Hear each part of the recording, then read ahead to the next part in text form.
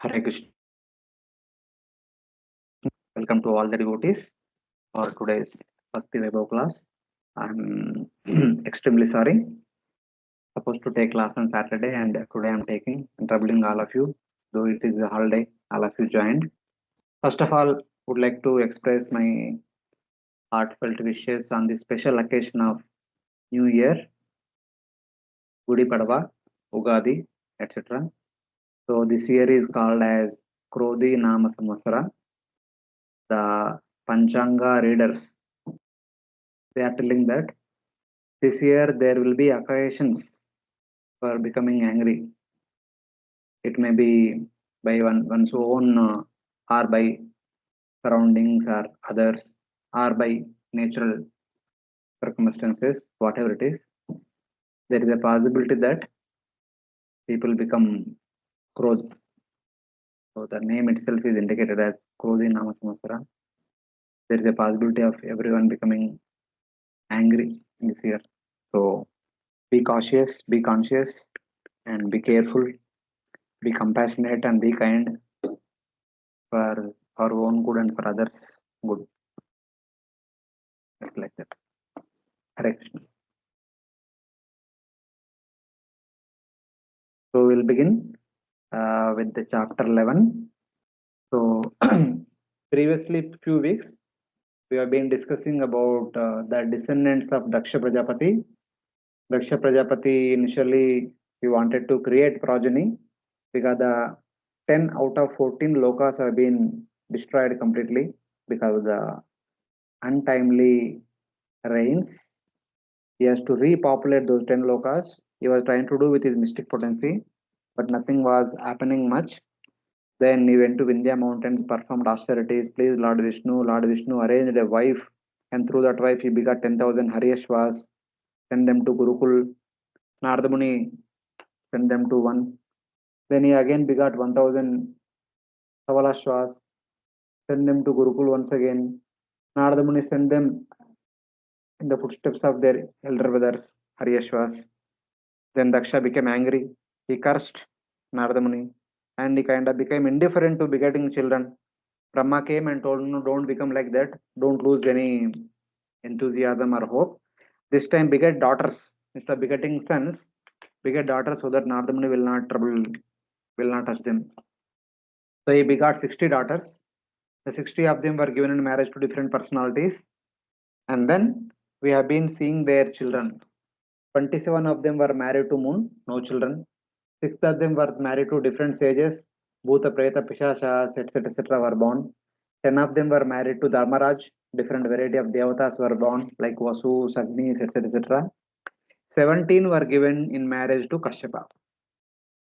So through the 17 various species were born, the plants, insects, reptiles, mammals, birds, human beings, devatas, asuras, rakshasas, every part, every kind of living entity were born. So in that discussion, we were discussing about the 12 sons of Aditi, who are known as Adityas. Among the 12, the fourth one was Twasta. Twasta had two children, two sons, Sannivesha and Vishwarupa. And Vishwarupa was accepted by Indra as their guru, and then Indra cut off the head of Vishwarupa also. Then the question came, why did Indra accept Vishwarupa as his guru, and why did Indra cut off the head of Vishwarupa? So in order to help us understand that particular incident, the story behind that is being narrated. So Indra became Indra, full of power, full of opulences, full of everything. He was like over intoxicated. At one point of time, there was a cultural performance was going on in Indra's Sabha. Suddenly, their guru Brahaspati came. Indra was in dilemma whether to get up or not to get up to receive his guru. Since he did not get up, Brahaspati thought, yeah, power and opulence made Indra arrogant. So Brahaspati disappeared from that place. Indra understood his mistake and he lost the grace of Guru. As a result of that, Asuras defeated Devatas very easily. The Devatas went and took shelter of Brahma. And Brahma told, go and accept Vishwarupa as your Guru and tolerate Vishwarupa being partial to the Asuras. Indra said, okay. Indra went to Vishwarupa, accepted him as Guru. Vishwarupa taught Indra Narayana Kavach. With the help of that Narayana Kavach, Indra and other devatas easily defeated Asuras. They became the kings of heaven. But in due course of time, Vishwarupa was performing oblations for devatas as well as for Asuras. Indra saw the greater calamity which may come in the future, because eventually by the offerings offered by Vishwarupa, the Asuras also can become powerful on par with the devatas, and they can defeat the devatas one day in the future. Understanding something unpalatable is going to happen, Indra cut off the three heads of Vishwarupa. So Brahmahatya. Indra went through sinful reaction for 1 year, and the remaining sinful reactions were given to four different people with some blessings, like the earth, river, plants, and women. Then that episode is over. On the other hand, hearing that his son was killed by Indra mercilessly, Svashta became angry. He performed yajna to produce a son who can kill Indra. But while performing the yajna by the will of the providence, Svashta made a mistake. He was supposed to pronounce a word in the mantra, Indra Shatroho. Instead of pronouncing that, he pronounced Indra Shatroho, Indra Shatro. As a result of that, a child will be born from the sacrifice who would be killed by Indra. He was supposed to get a child from the sacrifice who would kill Indra, because he made some mistake in the pronunciation. So he would get a child, he would get a son from the sacrifice who would be killed by Indra. That is what happened. So what can be done? Destiny will prevail. So the son was born. All the asuras were following after him, and heading the asuras, Vrtrasura attacked the devatas. So Devata, he swallowed all the weapons of Devatas. Devatas threw all the weapons at Vrtrasura. Vrtrasura easily swallowed all the weapons. His name is Uttara because he was occupying the entire universe. He was so big. The next thing is to swallow all the Devatas. Devatas were afraid and went to Western Ocean and offered prayers to Lord Vishnu, and Lord Vishnu told, please go to Dadichi and take his backbone and request Vishwakarma to make a weapon out of that backbone. Only that can kill Vrtrasura. So Devatas went and requested Dadichi. Dadichi agreed to give his body. He left his body, and the Devatas took the body to Vishwakarma. Vishwakarma made three weapons out of the bones of Dadichi. One Vishnu Chapa, one Shiva Chapa, one Indra's Vajrayuda. So being equipped with that Vajrayuda, being equipped with Narayana Asra, being equipped with the blessings of Lord Narayana, the Devatas became so confident. They began to fight with the Asuras very valiantly. Asuras, for their life, they are fleeing away, unable to stand in front of the Devatas. Then Uttarasura became angry with Asuras, and he shouted at them, what kind of warriors are you? When you come to battle, either you die or you should become victorious. You should not flee away for life. But still Asuras can't stand. They were continuously fleeing only. And that is where we stopped our discussion. And today we'll continue. What happened afterwards? What did Vrtrasura do? What did Indra do? What did Devatas do? What did Asuras do? So all these four category of people, what's happening among them, we'll be discussing today. So today we'll be discussing from chapter 11 and chapter 12 as well. In chapter 11, there are some wonderful prayers. There are some wonderful instructions by Vrtrasura. Even in chapter 12 also there are some wonderful instructions by Vrtrasura, as well as Indra killing Vrtrasura. So we'll try to cover these two chapters today. Hopefully Krishna willing, or as much as possible we'll cover today. So first, in the 11th chapter, the words of Vrtrasura during the battle reveal his bravery and to some extent his prema. Initially, just like in the previous chapter, Vrtrasura was instructing the Asuras to fight, to stand and fight. This chapter will also instruct the Devatas and then Indra, who lost his confidence. And then he expresses his heartfelt prayers, which are there in the core of his heart, to inspire Indra to kill him. That's how the chapters would continue. This chapter contains 27 verses in two sections. So let us see what's happening. So everyone is with me. Hare Krishna. All of you are with me. Hare Krishna Prabhu. Hare Yes. Yeah. So since we did not have class for 1-2 weeks, so I just gave brief background what's happening. We'll continue with today's chapter. Sri Shuka Uvacha Shri Shuka Uvacha Sa evam samstato dharma Sa evam shamsato dharmam Vacha pratyur achetasaha Vacha patyur achetasaha Naivagrahanata sambranta Naivagrahanata sambhrantah Palayana paranrupa. Palayana paranripam. Sri Shukadev Goswami said, O King Vrtrasura, the commander-in-chief of the demons, advised his lieutenants in the principles of religion, but the cowardly demoniac commanders, intent upon fleeing the battlefield, were so disturbed by fear that they could not accept his words. So in the previous chapter, since the Devatas were very much confident because they were equipped with Narayana Kavacha, Indra equipped with Narayana Kavacha, also Indra had Vajrayuda. They also had the blessings of Lord Vishnu and Dadichi Muni, etc. etc.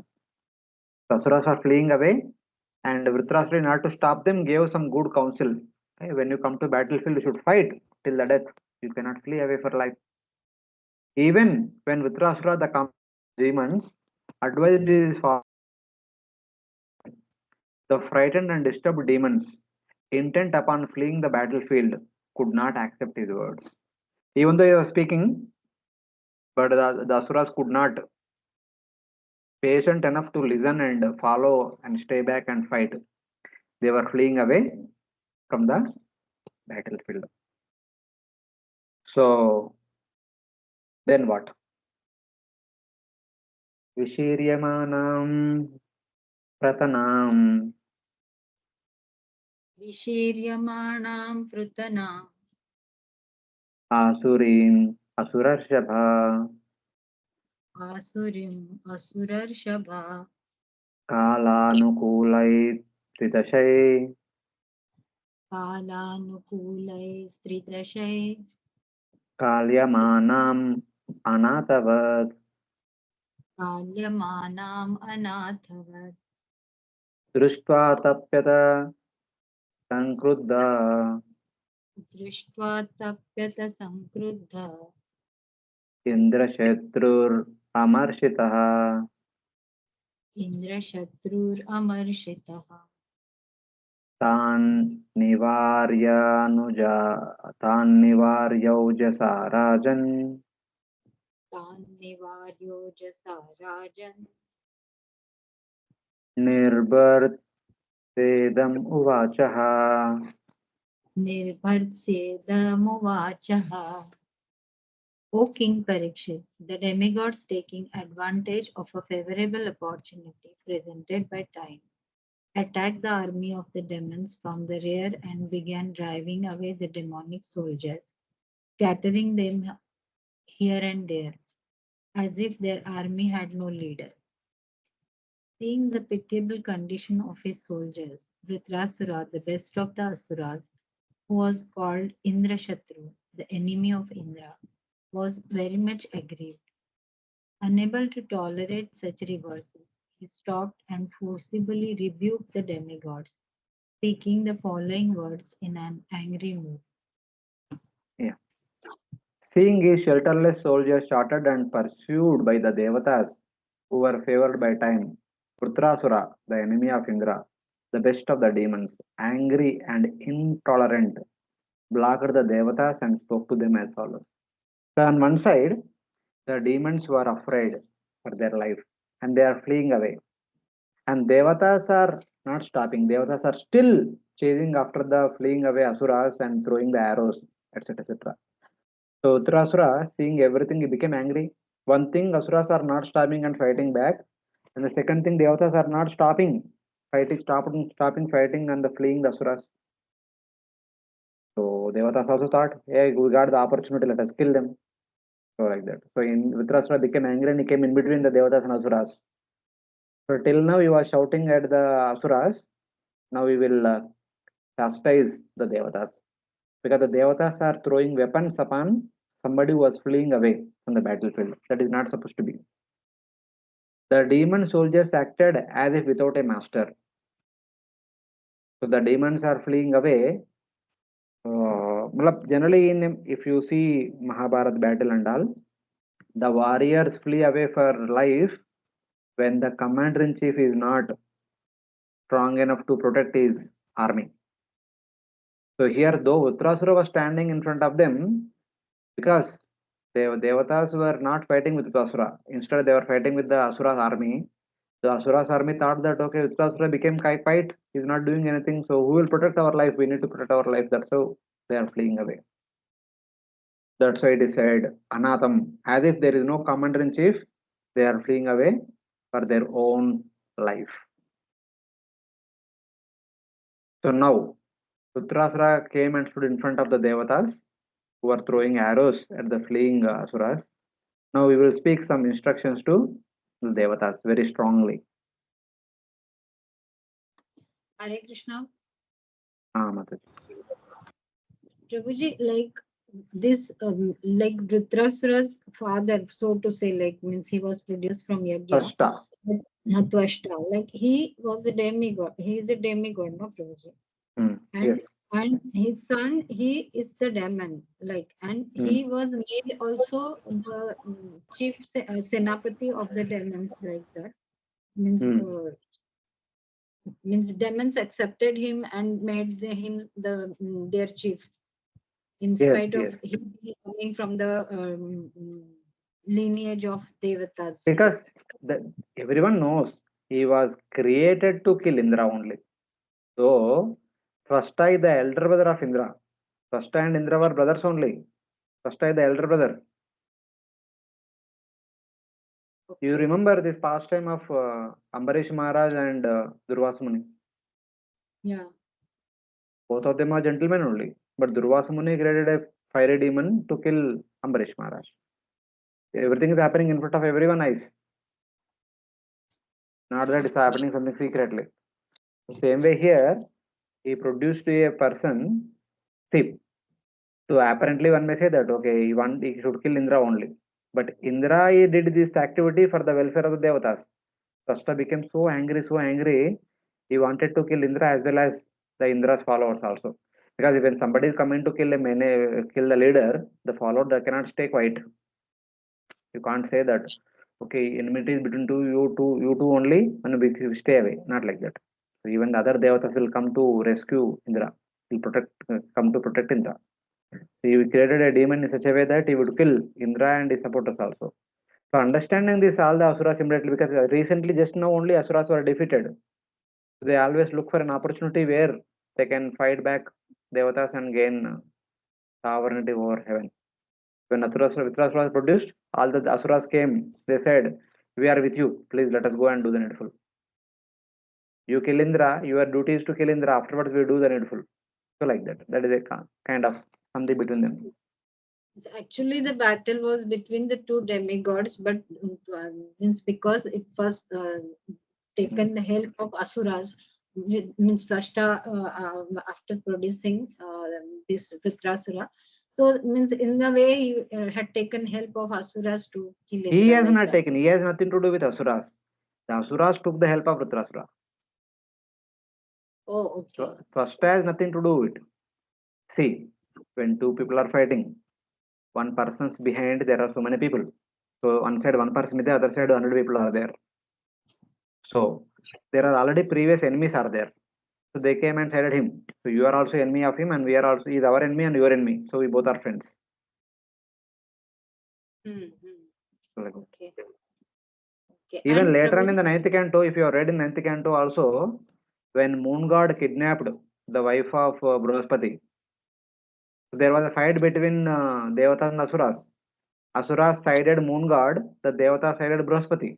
So there was a fight between them, Devata and Asuras, yeah. for the issue of one woman. So it happens. When there is some issue, the other people who are looking for opportunity, whenever there's opportunity, they side one side and then they start fighting. So it's like that.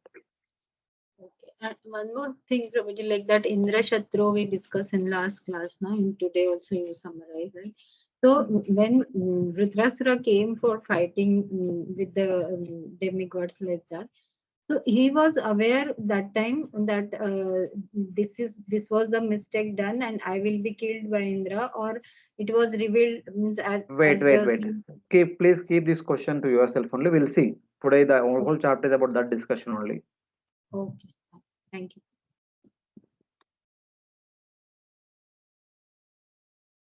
Kim va ucharita matur किं वा उच्चरितार्मातुर्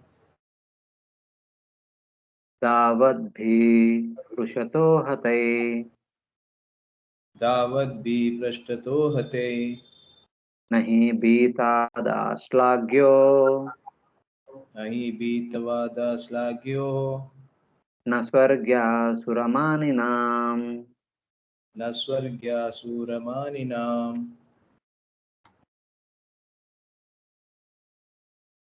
Prabhuji, read the translation, Prabhuji. O demigods, these demoniac soldiers have taken birth uselessly. Indeed, they have come from bodies of their mothers exactly like stew. What is the benefit of killing such enemies from behind while they are running in fear? One who considers himself a hero should not kill an enemy who is afraid of losing his life. Such killing is never glorious, nor can it promote one to the heavenly planets. Yeah. So here he speaks very strongly.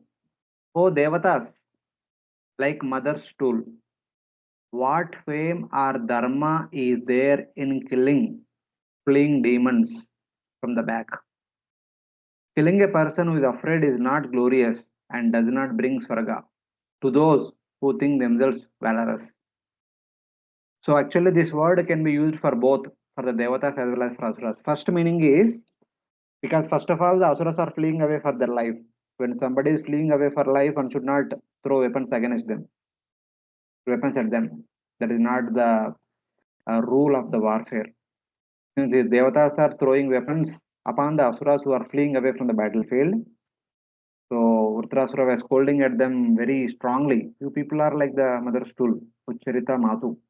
So what kind of warriors are you? You are throwing weapons upon somebody who is fleeing away, somebody who is not ready for battle. So like that, he's telling. And then you people think that yourself as Sura Maninam, all the great valorous warriors. A real warrior never act like this. This does not bring any fame. This does not bring any entry into Swarga. Like that, this verse is kind of scolding upon the Devatas. The same thing can also have a different meaning. Ucharita Matur means, O Devatas, like mother stool. There is no glory or dharma in killing demons from the back. Some versions of Bhagavatam have the instrumental case Ucharitaha, Ucharitai. So here it is Ucharitaha. In some versions of Bhagavatam it is Ucharitai. Then the meaning will be, it describes the demons. Killing people who are afraid is not glorious. There is no dharma or fame for killer or the killed. He criticizes both parties. So then, if you take the meaning of Ucharitai means, the demons who came to fight in the battlefield and they are fleeing away from the battlefield and they are like the stool of mother. So like that. So this word can be applied for both, as well as the both devatas as well as the demons. In any case, so it is not an act of fame both for the asuras who are fleeing away from battlefield, and not an act of fame for the devatas who are throwing weapons upon someone who is not fighting but fleeing away. So Vrtrasura is scolding both of them simultaneously by saying this word. So like that. This word comes again in the 9th canto also. Srimad Bhagavatam 9:18-44. When Yayati was cursed by Daksha to become old, and that time Daksha, Shukracharya, cursed by Shukracharya to become old. So Yayati was requesting his sons So please take my old age and give your youth to me. I want to continue as a youthful for some more time. So four of his sons did not agree. The fifth son, he was ready to accept it, but before accepting, he says this verse. He says that Uttama Chintar Kuryad. The first class son should perform the activity as soon as the father or guru thinks about it. As soon as the father or guru had a thought about something to be done, the first class son or first class disciple does it immediately without being told. Protakaritu Madhyama. The second class son does the activity when it is being told by the guru or father. And third class son, Adamo Ashraddhaya Kuryas. So the third person, after being told by the guru or father, will do improperly. He does something, but not completely, but not properly. He does improperly. The fourth one, Akaratur Ucharitam Pituhu. The fourth son who does not do that activity at all is compared to the urine of the father. So like that. So the same similar kind of concept comes in that case also. So like that here Vrtrasura also comparing in the same way. But it is a very strong word he uses in order to bring them to sense of a warrior.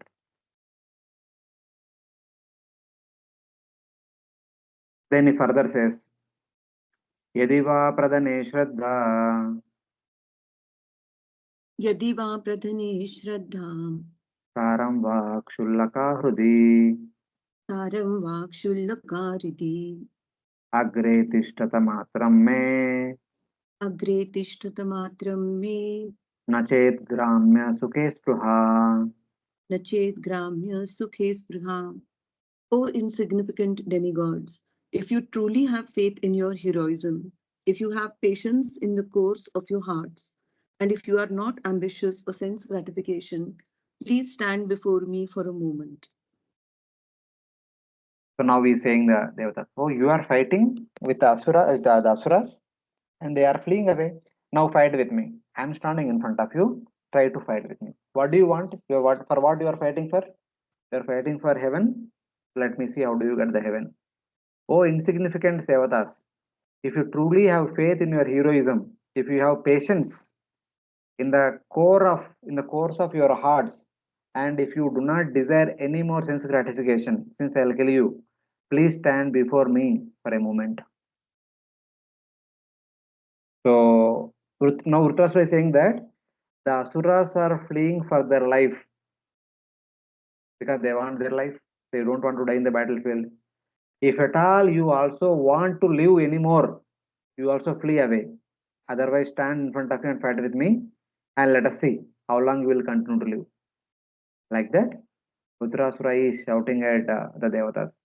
You are fighting, you are throwing weapons against the Asuras are fleeing away. Now I am standing here, throw weapons at me. I will see. If at all anyone among you want to live, get away from this battlefield. Otherwise, fight with me. I'll give you death. Like that, Vrtrasura is challenging the Devatas who are throwing weapons at the Asuras.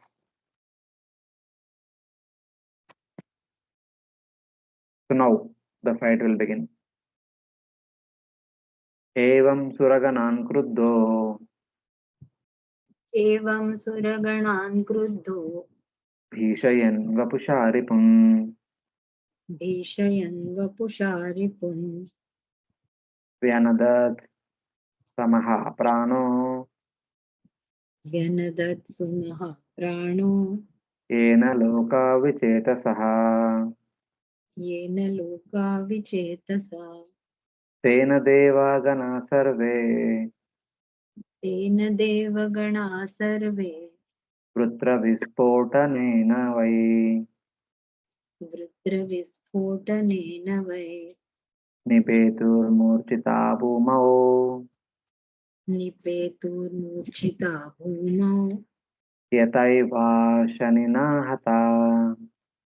Yathaiva shanina hata. Shukadeva Goswami said, Vrtrasura, and the angry and most powerful hero, terrified the demigods with its stout and strongly built body.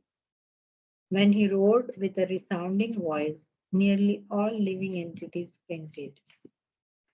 When all the demigods heard Vrtrasura's tumultuous roar, which resembled that of a lion, they fainted and fell to the ground as if struck by a thunderbolt.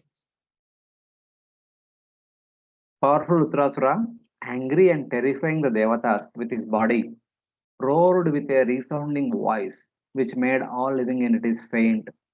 And when the Devatas heard that the sound of Vrtrasura striking his thigh with his hand, they fainted and fell to the ground as if struck by thunderbolts. So immediately Vrtrasura did two things. First of all, he roared, inviting all the Devatas for fight. He roared. That itself is like a pralaya. And then he hit on the thigh with his palm. That sound made the Devatas fall unconscious immediately. By the sound of the slapping of the hand on the upper thigh, Vispotanena, it appeared like a Vispotan, like immediately there is a earthquake and everyone fell unconscious. That is what happened. So in one sense, all the Devatas fell unconscious. All the Asuras fled away. All the Devatas fell unconscious. Only two people are remaining. One was Indra, other one was Vrtrasura. Now, these two leaders, one is the leader of the Devata army, another one is the leader of the Asura army, are going to fight. This fight is going to be very bhayanak. Of course, Bhagavatam does not speak so many details about this fight. If you read not Ramayana, if you read Mahabharata, or if you read, if at all you read other Puranas, you can get greater details about the fight, everything in minute detail. Here we may get some glimpse of the kind of fight that is happening here. But other scriptures, you get great details of the fight. But in the Bhagavatam, we know more details about what they are speaking during the fight. What are their talks, what is their motivation, what is their consciousness, that we understand from Bhagavatam. But other scriptures mainly focus upon the details of the fight. What kind of fight is going on, hey, ho, etc. etc. So let us see. Mabardhapadvyam surasainyamaturam Mamardhapadvyam surasainyamaturam nimilitaksham ranarangadurmadha Nimilitaksham Ranarangadurmada gam kampayan vudyatashula ojasa Kampayan Udyata Dusula Ojasa nalam vanam yutapatiryatonmadha. Nalam Vanam Yuta Patiryatodmada. As the demigods closed their eyes in fear, Vrtrasura, taking up his trident and making the earth tremble with his great strength, trampled the demigods beneath his feet on the battlefield, the way a mad elephant tramples hollow bamboos in the forest. Yeah. If we have seen Mahabharata serial, like when Ghatochkata was fighting, or Ramayana serial or movie when Kumbhakarna was walking in and while fighting, as they were walking ahead, underneath their feet, so many other warriors would have been crushed. The same thing is happening here with Vrtrasura. After shouting loudly, after slapping on his thigh, Vrtrasura went ahead 2-3 steps. Just 2-3 steps itself did two things. One is the earth is shaking. The second thing, the fainted devatas were crushed by the feet of Vrtrasura. Like that. As the devatas closed their eyes in fear, Vrtrasura taking up his trident and making the earth tremble with his great strength, trampled the devatas beneath his feet on the battlefield, just as an enraged elephant tramples a forest of reeds. As Vrtrasura went ahead towards Indra, whoever devatas were there on the path, they were they were crushed by the heavy feet of Vrtrasura. Just kindly imagine that Ramayana or Mahabharata, while Kumbhakarna was walking over while Ghatochkata was walking, how scene would be. The same thing is happening here. Devatas closed their eyes in fear. Nalam means forest of reeds. Utapati is an elephant. Just like a mad elephant walking here and there in the garden, how all the flower plants are crushed to pieces. Same thing is happening here in the battlefield. Then, seeing this particular pitiable situation of the Devatas who are trampled by Vrtrasura, Indra becomes angry and Indra raises his weapon to fight with Vrtrasura. So now the details are mentioned. Vilokyatam vajradharotyamarshita विलोक्यतं वज्रधरोऽत्यमर्षितः सशत्रवे द्रवते महागदाम् स्वशत्रवे विद्रवते महागदाम् आपततिं सुदुस्सहाम् चिक्षेपताम् आपततिं सुदुस्सहाम् जग्राहवामेन करेण लीलया जग्राह women करेण लीलया. Seeing Vrtrasura's disposition, Indra, the king of heaven, became intolerant and threw at him one of his great clubs, which are extremely difficult to counteract. However, as the club flew towards him, Vrtrasur easily caught it with his left hand. Seeing Vrtrasura's disposition, Indra became indignant and threw a great club, difficult to counteract, which flew towards Vrtrasura as he approached. However, Vrtrasura easily caught it with his left hand. As Vrtrasura was coming towards Indra, trampling upon the Devatas, Indra became angry and took up a mace and threw it at Vrtrasura. And Vrtrasura caught it with left hand, and he will in the next verse it will be said that he will throw it back to Indra. It will come and hit on the head of elephant. Both the elephant and Indra will fall down. That is what happens. See, that is the power of Vrtrasura. Even though Indra is so king of the heaven, when he threw a weapon, Vrtrasura easily caught it like a small ball and threw it backward. But for Indra, that weapon will be very unbearable. Like that. Abhidravate means Vrtrasura was approaching towards Indra. So then what happened? Vrtrasura caught it. And then what did you do with that? Sa Indra Shetru Kupito Brusham Tvaya स इन्द्रशत्रु कुपितो वृषं तया Mahendravaham Gadayoru Vikramaha महेन्द्रवाहं गदयोरुविक्रमः Jagana Kumbha Stala Unnadanmude जघानकुम्भस्थल उन्नदन्हृदे Tatkarma Sarve Samapujayan Nrupa तत्कर्म survey समपूजयन् नृपा. O King Parikshit, the powerful Vrtrasura, the enemy of King Indra, angrily struck the head of Indra's elephant with that club, making a tumultuous sound on the battlefield. For this heroic deed, the soldiers on both sides glorified him. So, powerful Vrtrasura, the enemy of King Indra, roaring loudly on the battlefield, angrily struck the head of Indra's elephant with that same club. For this heroic deed, the soldiers on both the sides glorified him. So, by now, because now fight is going to happen between Indra and Vrtrasura, the Devatas regained their consciousness and they got up and they were behind Indra. The Asuras who were fleeing away because Vrtrasura became active in fighting and they turned their faces backward. They were standing at far distance only. They were looking at the battle, what is happening. They are not fighting, but they are witnessing. So when Indra threw a mace at Vrtrasura easily caught it and threw it backward, and that hit the elephant very strongly, and both elephant and Indra will fall down. Seeing this act, both the Devatas and Asuras glorified the wonderful act of the heroic act of Vrtrasura. Like that. So he threw it backward, it hits on the head of Airavata, the Indra's vehicle. So what happens to Airavata and Indra is mentioned in the next verse. Hare Hare Krishna. Krishna, all of you are for yes, Mataji.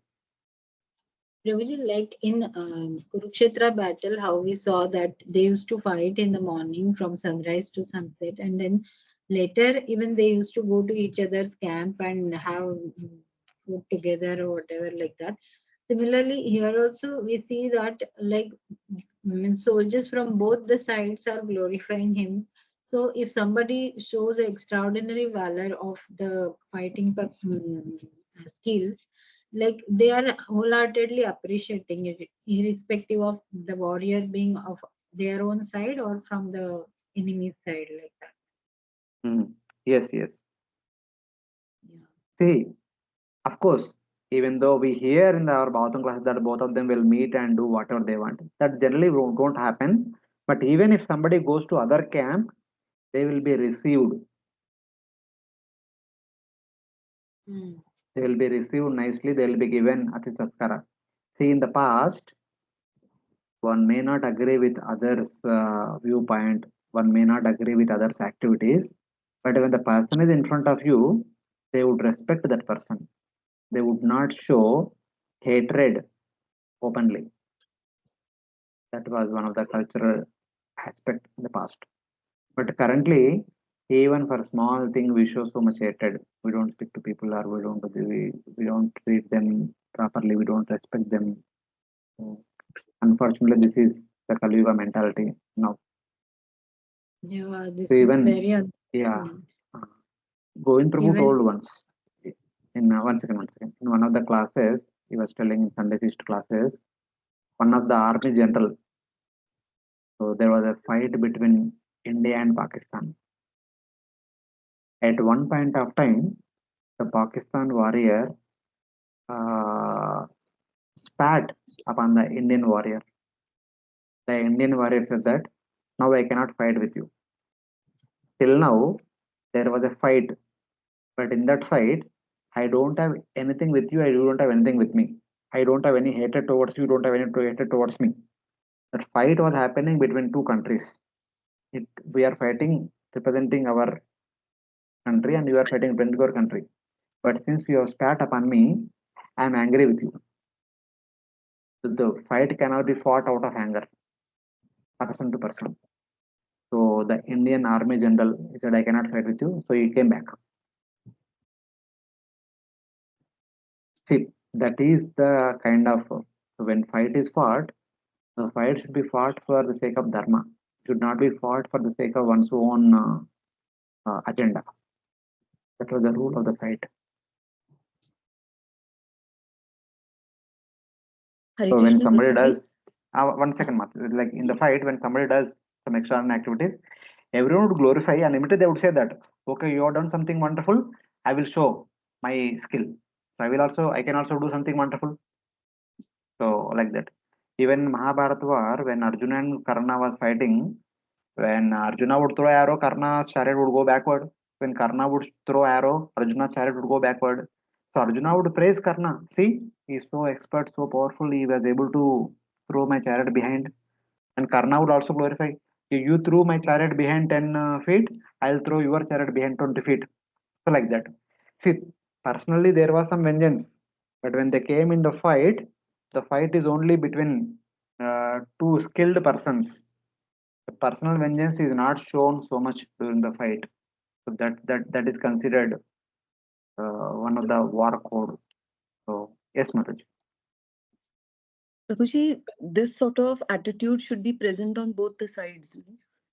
Like if like the pastime story you mentioned about the general turning his back and Mm, going, the enemy can still attack and kill him while he's turned his back. yeah, that conduct is taught to both the people. Generally, both should have, but sometimes people who are with motivated by selfish thoughts will not have that thought process. But here today we'll see in the discussion later on. So that's why Vrtrasura became angry. When somebody is weaponless, somebody is going fleeing away, one should not throw weapons at them. Even in the past, if you remember, we discussed it when Lord Varaha and Hiranyaksha were fighting. It is there. Hiranyaksha also waited for Lord to lift his weapon. At one point of time, Hiranyaksha made Lord weaponless. So Hiranyaksha waited. You take your weapon and fight with me. If you are weaponless, I will not fight with you. Only between two people, either they have to fight with same weapon or they have to fight hand to hand, leg to leg. The fight should be of equal capacity. The fight cannot be between unequal.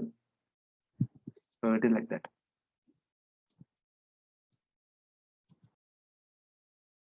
Because that is why all those yuddhas were dharma yuddha, no, Mhm. Prabhuji? Yeah, Because that's why they are called.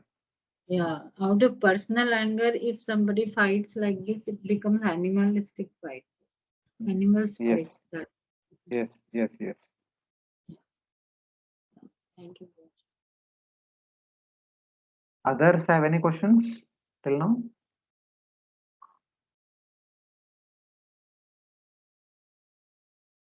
Okay, No, Prabhuji. we'll continue. ऐरावतो वृत्रगदाभिः गदाभिमुष्टो ऐरावतो वृतगदाभिवृष्टो विगूर्णितो दृक् यथा विगूर्णितो दृक्कुलिसाहतो यथा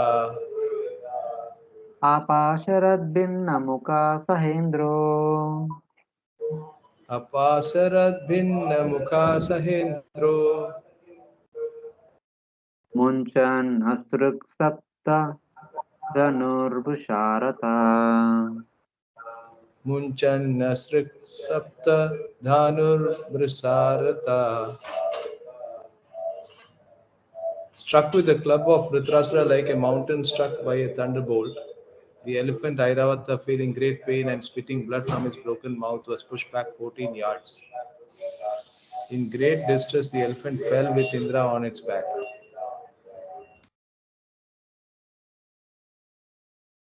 Struck with the club by Vrtrasura, the elephant Airavata, like a mountain, struck by a thunderbolt, felt great pain and spat blood from his broken mouth.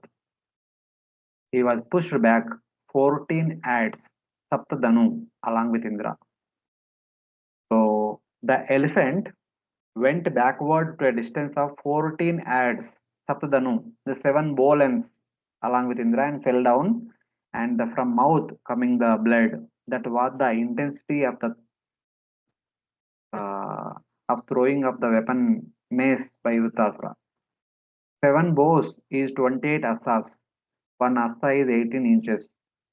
28 into 18 inches is 1.5 feet, and 1 yard is 3 feet. So it is basically 14 yards. So it is like that.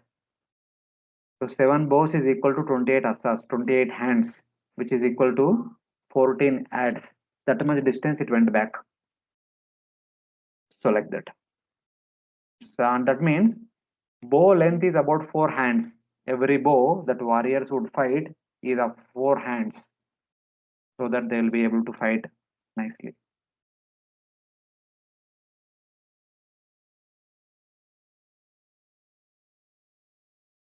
न सन्नवाहाय विषन्न चेतसा न सन्नवाहाय विषन्न चेतसे प्रायुङ्क्त भूयास गदा महात्मा प्रायुङ्क्त भूयास गदां महात्मा इन्द्रोऽमृतस्यन्दे कराभिमर्शा इन्द्रो मृतस्यन्धि कराभिमर्श वीतव्यताक्षतवाहो वतस्ते वीतव्यथक्षतवाहो वतस्थे.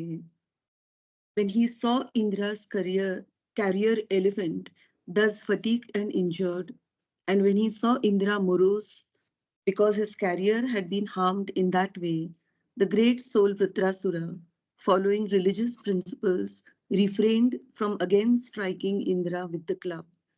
Taking this opportunity, Indra touched the elephant with his nectar-producing hand, thus relieving the animal's pain and curing its injuries. Then the elephant and Indra both stood silently. See now, Seeing that, the great soul Vrtrasura refrained from again aiming the club at despondent Indra with his despondent carrier.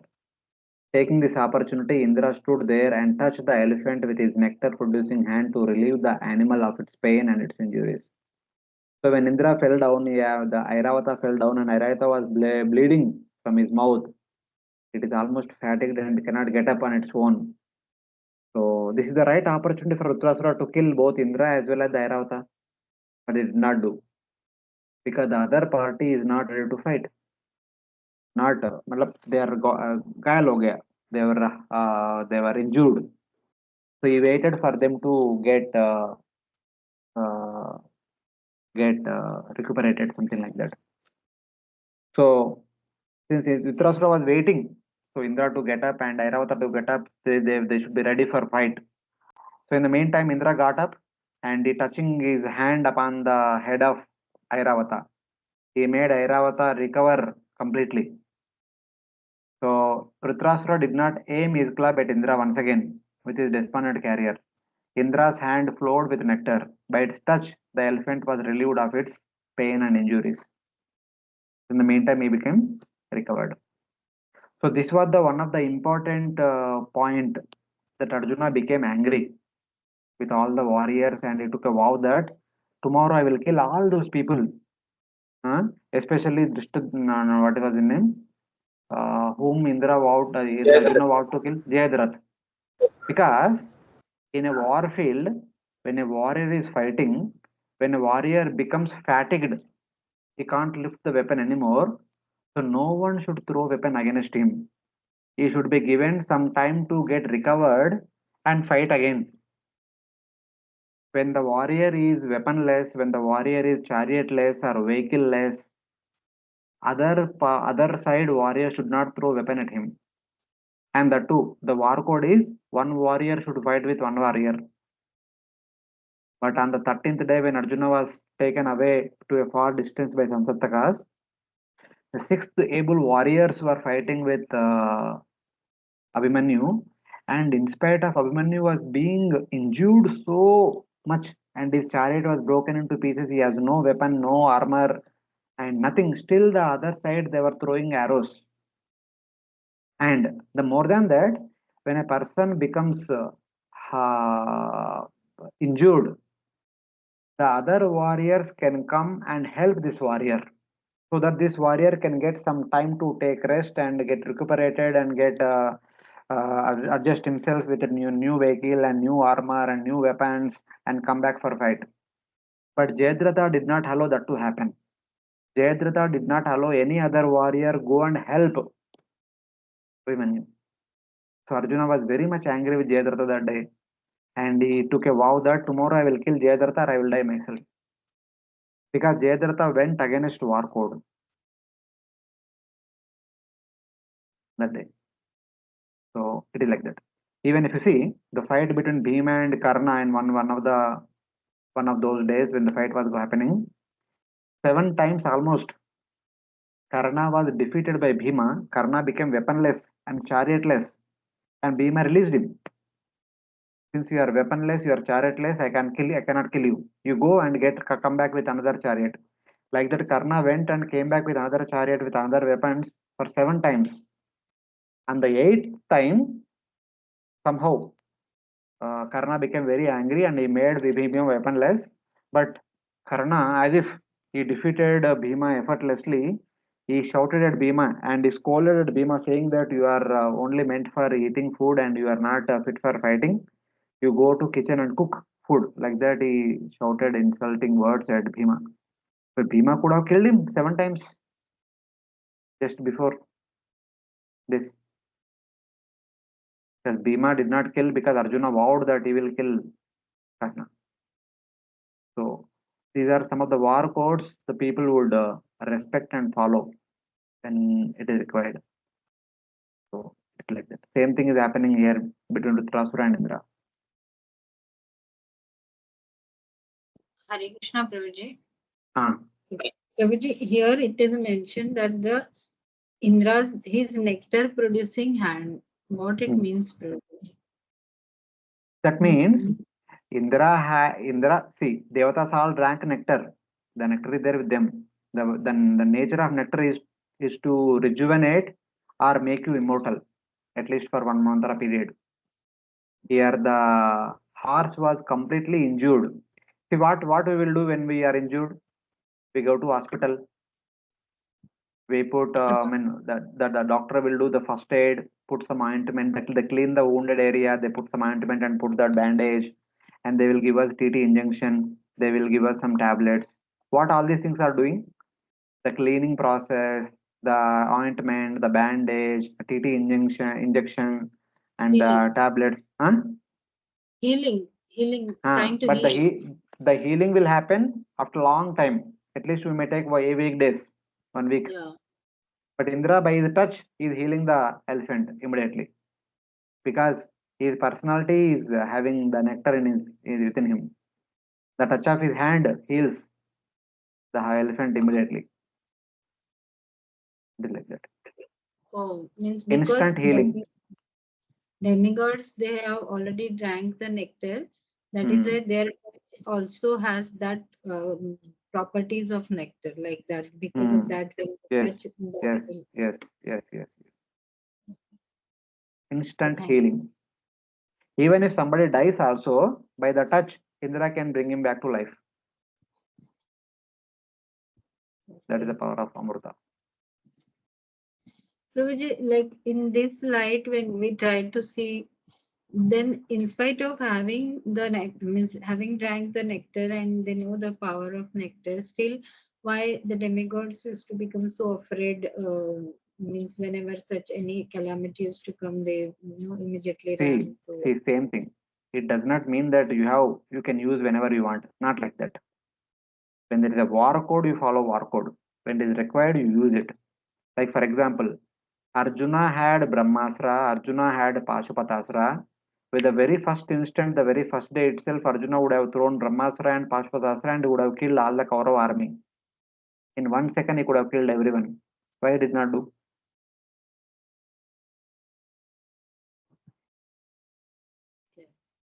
They may have, they know where to use and when to use. They only use in emergency cases. They cannot use every now and then. Otherwise, they follow general rule. Yeah. Same thing means in current situation also similar thing, na Prabhuji, like atom bombs and things like that, they're not used to be used every now and then. Only Yes. when the situations are, so they just create a threat that particular country has these many atom Yes. bombs. Yes. Yes. Yes. But it is not to be used. Yeah. Okay. Thank you, Prabhuji. Hare Krishna, Prabhuji. Yes, Mataji. Actually, this is regarding the previous discussion. Just this before this discussion, I was just thinking that you were mentioning about the army general of our country also, and even if you see between Your voice is not clear.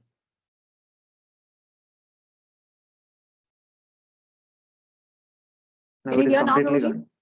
Now it is completely Can gone. you hear? Oh Krishna, 1 minute. And now we are hearing you. Okay, now can you hear me?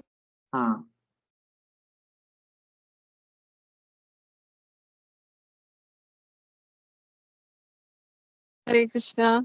Hare Krishna. Hey, Prabhuji, my network is fluctuating. I'll ask some other time. It's okay. Thank you. Okay.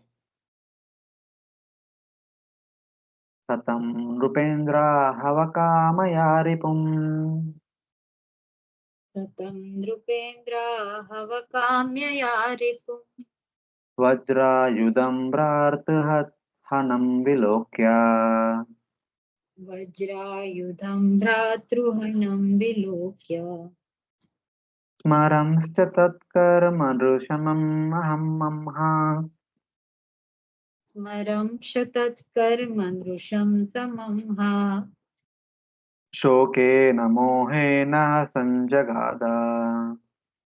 Shokena mohena sanjagada. O king, when the great hero Vrtrasura saw Indra, his enemy, the killer of his brother, No, you please standing. read from the book. You please read from the book. The book, I'm reading from the book only, Prabhuji. Okay. It is same, that's fine. Okay. Please continue.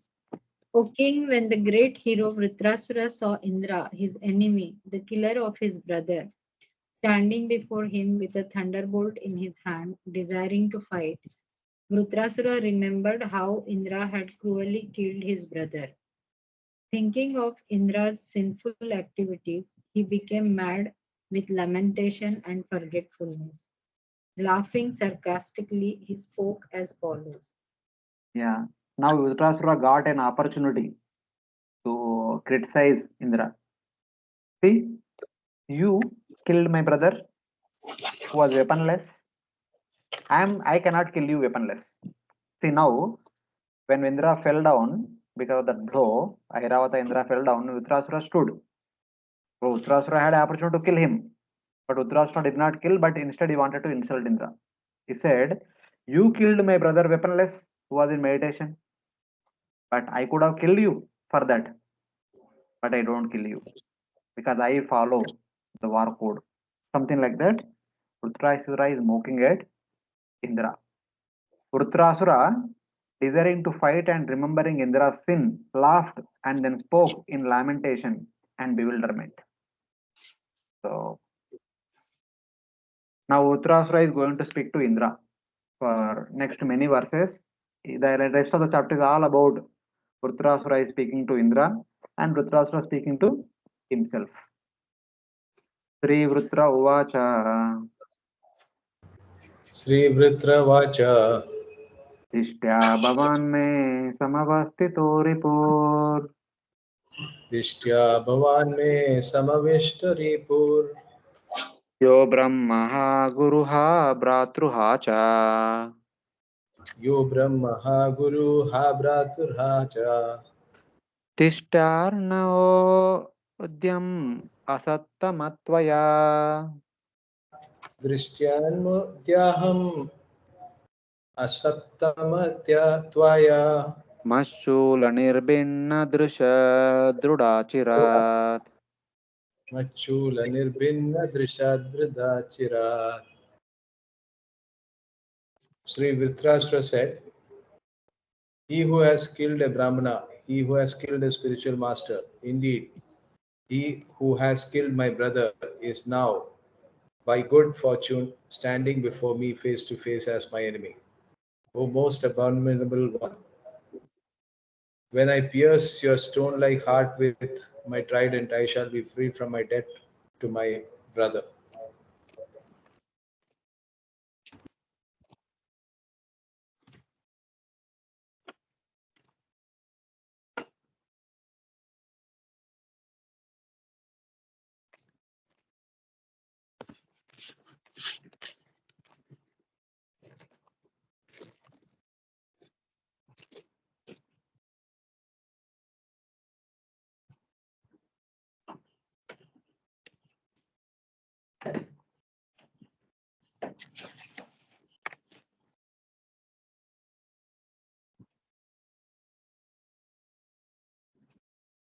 So here, Vrtrasura is saying that my enemy who has killed a Brahmana, who has killed his Guru, who has killed my brother, Brahmaha, Guruha, Bhratrha, is now, by my good fortune, standing before me. O most abominable one, today by good fortune, when I pierce your stone-like heart, Drudachirat, with my trident, I shall soon be freed from my debt to my brother. So Uttarasura was born to kill Indra. Now Uttarasura is saying that I had only had one activity to do in my life, that is my debt to my brother. Being an younger brother, I have to serve my elder brother. You are the killer of my elder brother, whom you accepted as your guru and who was the best of the Brahmanas. And see what is your pitiable condition now. Today I will fulfill my duty towards my elder brother by piercing your heart with my Trishula. Like that, Vrtrasura is mocking at Indra. I'll be free of debt today by you, whose stone-like heart will be pierced by my trident. Like that.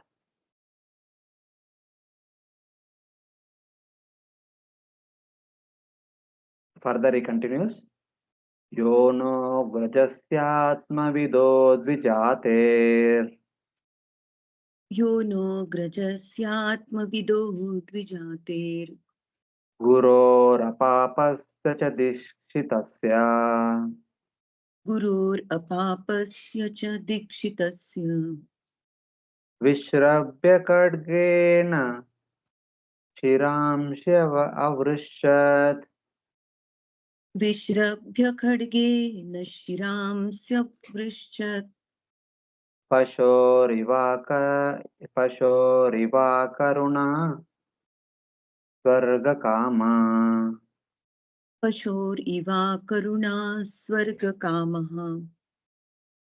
Only for the sake of living in the heavenly planets, you killed my elder brother, a self-realized, sinless, qualified Brahmana who had been appointed your chief priest. He was your spiritual master. But although you entrusted him with the performance of your sacrifice, you later mercilessly severed his heads from his body, the way one butchers an animal. Just as a sacrificer desiring Swarga mercilessly cuts off the head of an animal, you desiring Swarga after gaining his trust, using your sword, cut off the head of my elder brother, a knower of Atma, a Brahmana, and your Guru, who was free of sin, apapasya, and appointed by you for sacrifice. So he says that just like people in this world, as a part of Sakama Karma Yoga, with an intention to go to Swarga, so the sadhana indicates that you need to perform so and so fire sacrifice. In that you need to sacrifice so and so animal. So because they had strongly intent upon going to Swarga, they would kill many animals mercilessly. Similarly, in order to retain Swarga for yourself, you have killed my brother. My brother was accepted by you as your priest, and he had complete trust upon you that you will protect him. Instead of protecting him, you have killed him mercilessly. Like a person intent on going to Swarga kills innocent animals. That too by your own sword. And you have not killed an ordinary person. You have killed a person who is the knower of Atma, Atma Vido, who is a Brahmana, and who is your Guru, and who is not a sinful person also, Apapi. And more than that, for me, is my elder brother. You have killed my elder brother. Even if you don't deserve to die for all the other things, but I have to kill you because you killed my elder brother. Like that, Vrtrasura is scorning at Indra. The sacrificer and you both desire Swarga.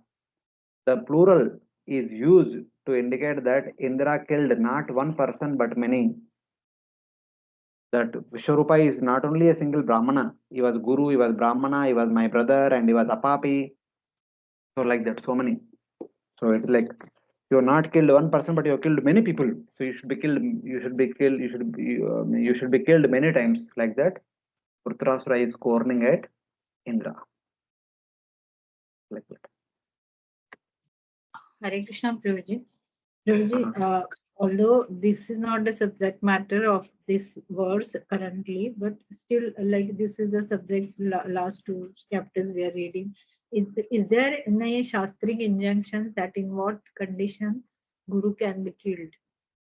Because there are injunctions where Guru can be rejected or things like that. But is there any injunctions in the Shastras where Guru can be killed? Because Indra justifies saying that because he was doing, like we also discussed now, that because of that act, the demons would have also become powerful. Then what is the use? That is why Indra killed him like that. So I don't know. Manusmriti might talk about all those things. See here, one thing. Of course, the verse says he is Guru, but Indra accepted him as a priest only. You remember even during the discussion also, a Brahmana who knows about Atma Tattva, if he becomes priest, he will lose his credentials. The Devatas accepted Vishwarupa as their priest only, not as their spiritual guru. Okay. So they may give respect that is due to a guru, but their acceptance is only on the level of priest only. Okay. So that also you should remember. So in that situation, actually, Brihaspati remains as their spiritual master, but the priest Yes. Vishwarupa, like that. Yes. Okay. He was only Apadharma priest. Okay. Okay, thank you. See, for greater good, Indra did it, but personally he accepted the results for it. So at one level he accepts the result, but at other level the father became angry because of the personal affection towards his own son. So as a result of that, what is happening here? But see, from the at least this point I want to tell later on, what Indra did is for the greater good point of view. That's why somehow or other Paramatma inspired Svasta to chant mantra in a wrong way. If Indra had done it based on only on personal motives, then Paramatma might have inspired Svasta to chant mantra properly, and then Indra would have got fitting punishment in the form of death. But you understand how destiny is functioning.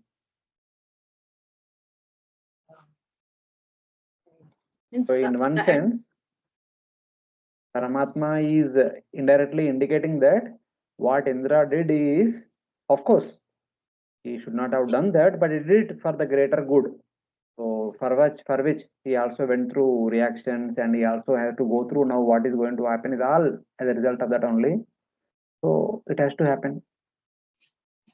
But he was saved by Paramatma in all conditions. There is no mention, na Prabhuji, that whether Twashta was aware that why Indra did this, means what his son was doing. See, there is something called logic, something called emotion. When you are emotionally affected, logic does not work. First off, they went based on emotions. Yeah. But this whole things gives lot of confidence, Prabhuji, that whatever may happen, but if you are doing right thing for the right purpose, and as a service of the Lord will definitely save anyone who walks on that path with that conviction. Yes, that is there. Even today we will see some more words spoken by Vrtrasura, but not today, but later on we will understand what it is. Even in one sense, we can say that this entire pastime is orchestrated by the Supreme Lord in order to take Chitraketu Maharaj back to Godhead. Later on we'll see, not now, maybe in the 16th or 17th chapter we'll see. Chitraketu Maharaj, Lord told him to come to Vaikuntha, but he was not coming. So Lord had to take him by force. So in one sense, Lord only orchestrated this entire scene to happen so that Vrtrasura means King Chitraketu will go back to Godhead immediately. For that, the Supreme Lord used Indra as an instrument. Because we are not done with the entire canto. If you see the whole canto in one picture, it's all Lord's desire. Lord only making all these people as instruments in between and making them as instruments, and in order to take King Chitraketu back to Godhead. Time and again it is seen, no Prabhuji, like Lord can orchestrate the situation so beautifully that he can accomplish multiple purpose from the one pastime. Yes. Yeah.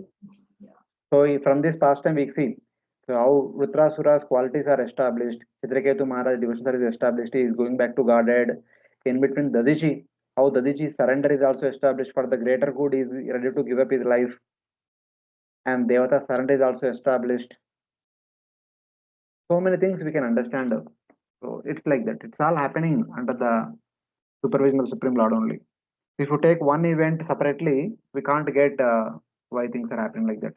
Apparently, the same pastime, if you see, Of many of our Bhagavad Kathakar, they say that Indra is selfish person, is a Devata, interested in sense gratification. We may hear so much scolding of him many times.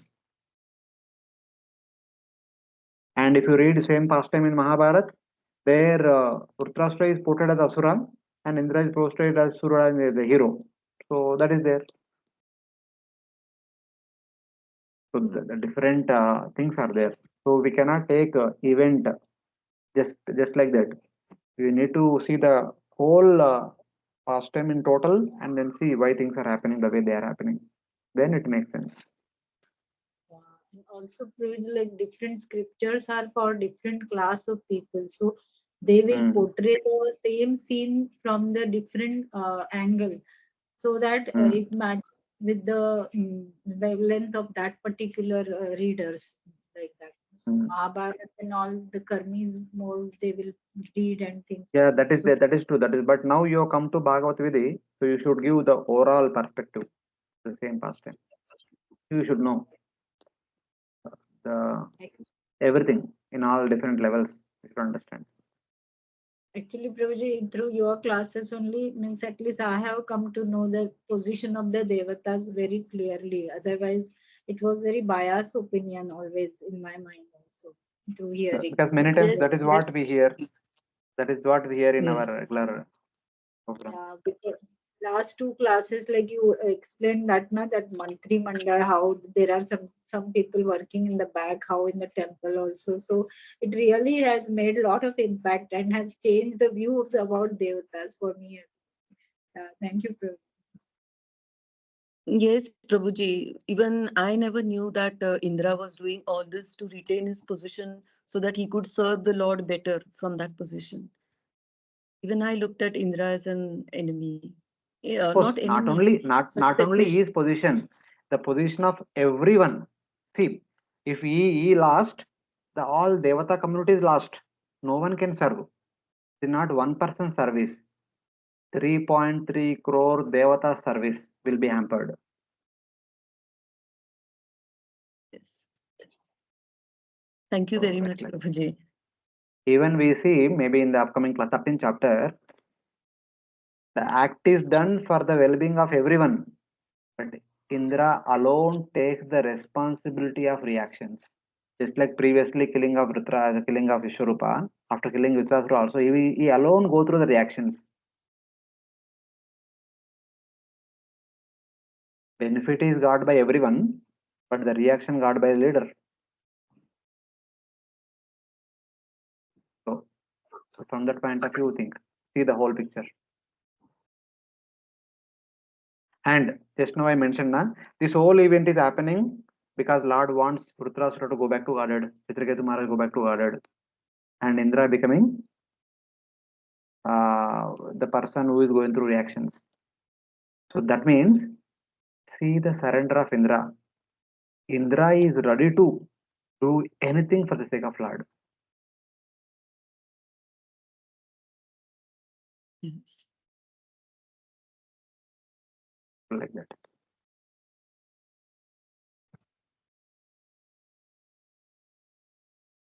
Sri Hri Daya Kirti Virujjitam Tvam दया कीर्ति विरुञ्जितं त्वाम् Swakarmana Purushadaischa Garihan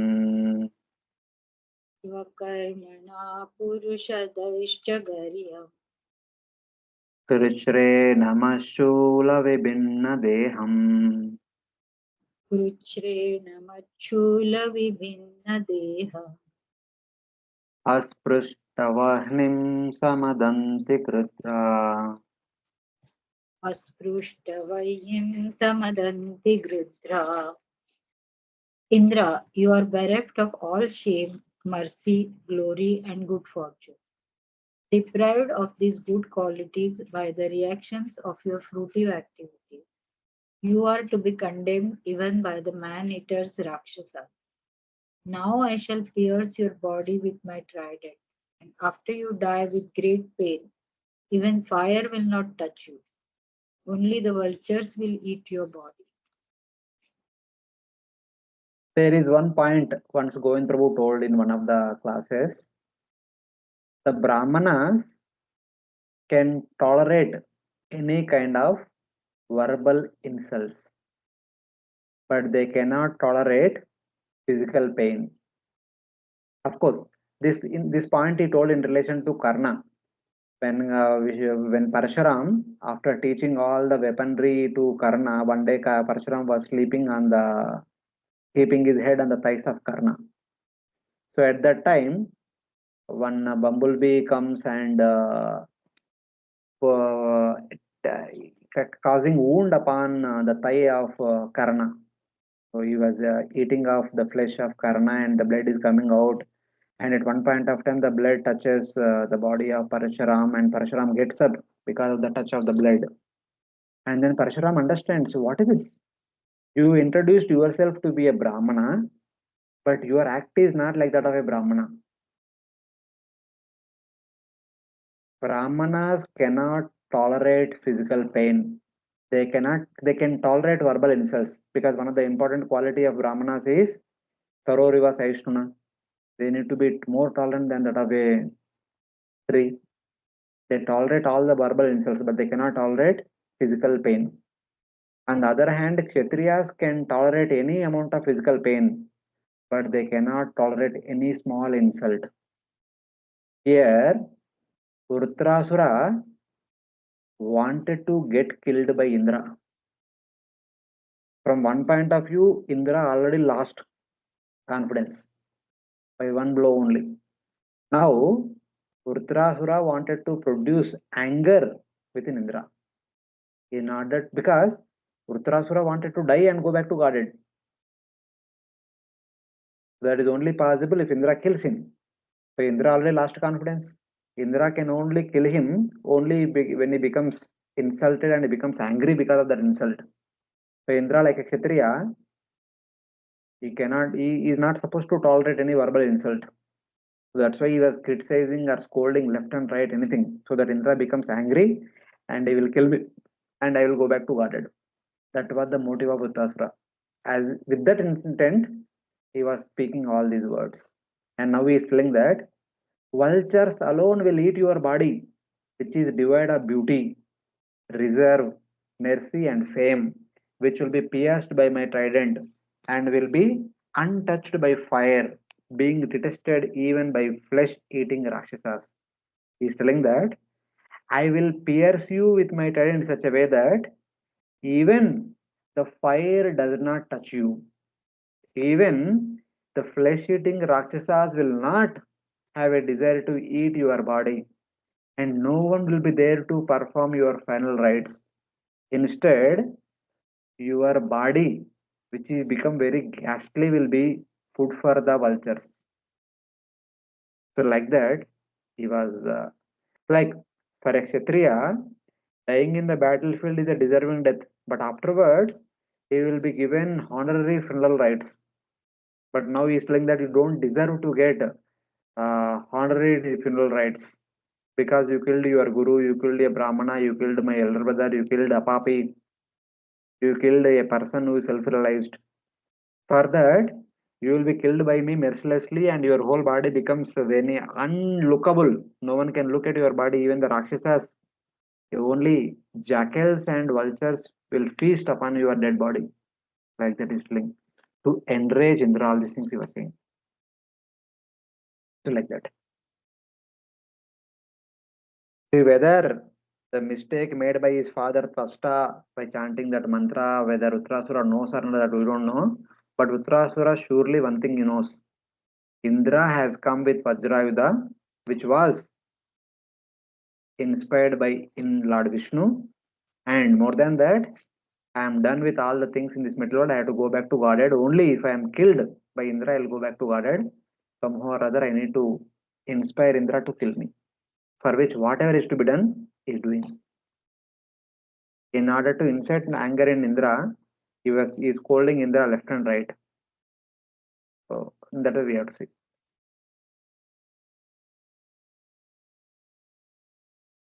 Further he continues. Anye nuyetve hanrusham Anye nuye tvevan nృशंस ajna Yadvudyatashra praharanti mayyam. yadyuttatashra praharanti mahyam Tairbhutanatan saganan nishata. tairbhutanatan saganan nishata Trishula nirbhinna galeryajami. trishula nirbhinna galeryajami. You are naturally cruel. If the other demigods, unaware of my prowess, follow you by attacking me with raised weapons, I shall sever their heads with this sharp trident.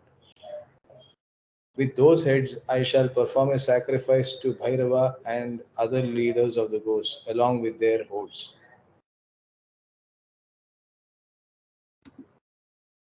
Here he said that if other ignorant people who follow a cruel person like you attack me with raised weapons, I will offer them to Bhairava and his followers with their necks severed by my sharp trident.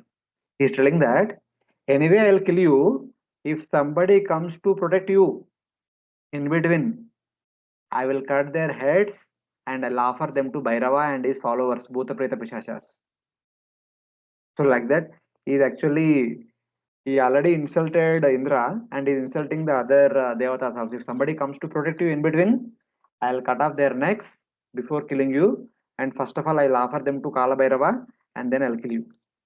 So, like that. If others who follow you, I will worship Bhairava with their bodies. I will please the demons and the Bhairava, the leader. Like, first, I'll kill them, I'll offer them to Bhuta Preta Pishacha, Daksha Rakshasas, the followers of Lord Shiva, and then I'll please them and Lord Shiva, and then I'll kill you. So that no one will come in between you and me. So in a way, in that way, he is creating fear against them. So now there is a small turn. Till now, he was trying to insult Indra to enrage him so that he will get up and take up his Vajrayudha and kill Vrtrasura. But Indra is waiting. I mean, Indra is not coming forward. So now, Vrtrasura will plead Indra, अरे kill बाबा मुझे मारो आपके हाथ में वज्रायुध है वज्रायुध से मारो मुझे. Till now you are trying to insult him to kill him. Now we will plead Indra to kill him for few verses. Then afterwards, even Indra does not come forward. Then he will offer praise to Supreme Lord. So my dear Lord, somehow inspire Indra to kill me. You are Paramatma. You inspire Indra to kill me. So indirectly, Vrtrasura was so eager to be killed by Indra.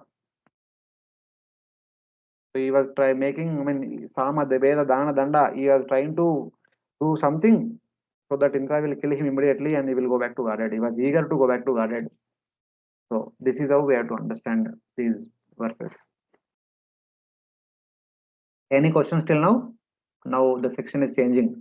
The mood is changing. Hare Krishna, Prabhuji, like you mentioned a few verses back that Chitraketu was he was not ready only to Lord was ready to take him to Vaikuntha, but he was not ready. So Lord had orchestrated a pastime where he will be killed and then he will be taken to Vaikuntha. But here we are seeing that now in this form, like in the next birth as a Vrtrasura, like Chitraketu is eager to go back to Godhead. So what has made that change? Like from it means this is a diametric We will study that in the 17th chapter. We will study in 17th. That till then you need to be patient. Okay. See, simple. Some task is given to you, but somehow you forgot. But the one who gave, for example, our counselor, our guru, the spiritual instructor gave some task and you forgot for 1 month. Both delay ho gaya. So after 1 month he caught and he scolded you left and right. Why you did not do? So this is so important thing. You forgot it completely. What is this? Then what do you do? What will be your mood? Sorry. No, not sorry. Whatever other activities you may have, you keep them aside and you try to do that activity on that day, on that very day itself. Yes or no?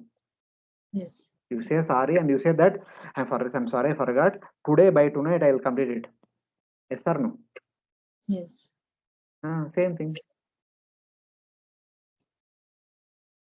I didn't get Prabhuji's like analogy. Means what? See, okay. For example, who is your counselor? Like Okay. there are many. Who? Yeah. Who? Okay. Someone. He has given you some service. He told you to Yeah. complete in a week, something like that. But somehow you are busy with so many other things. You forgot to do it, and 1 month okay. After 1 month, that person, the spiritual teacher, is called you and told you what happened till now. That activity is not done. That activity is so important. I trusted you, and you are not done it. Then what do you do? Yeah, I'll tell that yes, I will do it earliest in 1 day or 2 days. Will complete and give. No. It will try to do that day itself. Okay, sorry. Yeah. You might have 100 other things. You keep them aside because it was your mistake that you did not do it. So now you keep all other things aside and you only focus on this activity. You may take the help of other people who are near to you and you try to complete that day because you are feeling ashamed that no, I have not done it. So you do it immediately. If one is really concerned for doing it. Yeah, Same that thing. I understood, Prabhuji, but means how you are Same thing. applying it to the current situation, that was I was finding it difficult. Means That you will understand afterwards. He became king of Vidyadharas. He was 1 lakh years. He was enjoying in the Vidyadhara Loka. He made him temporarily Vidyadhar, king of Vidyadharas. Again, he come back to spiritual world, but he was not going only. Chitraketu. Okay. So 1 lakh साल हो गए. Lord is waiting there from so long. Then he inspired Parvati Devi to curse him to become Asura. Then he understood. Okay. It's all Lord's will. I have been spending time here around, and I have to go back to Parvati. Then he actually thanked Parvati Devi. Thank you very much. In that sense, for reminding me. Okay, Prabhuji. Thank you so much. That curse is like the chastisement. So you forgot everything and you did not do anything. What kind of person are you like that when our teachers chastise us? Then we come to senses. No, it is very important. I need to do it immediately. That day itself we do. So that's why he is very eager. Now I have to go back. I cannot delay anymore. Even 1 day I cannot waste here. Okay, like that. That's what Prabhuji. Yeah, now I Like that. So till now, because if he has to go back, he has to be killed. Who can kill? Indra can kill. So Indra is not killing. So he is insulting Indra. At least by hearing insults, he will come. So next, he will plead Indra. Still he is not coming forward. Then he will plead Paramatma. So Paramatma, आप तो कम से कम आप तो inspire करो उनको to kill me. So it is like that. Other devotees? With this example, clearly, I think we'll understand why somebody is so eagerly waiting for own death. Otherwise, being a quite capable warrior, still when he's saying that, it was little difficult for me to understand. But now with this background, I can understand. Thank you for it.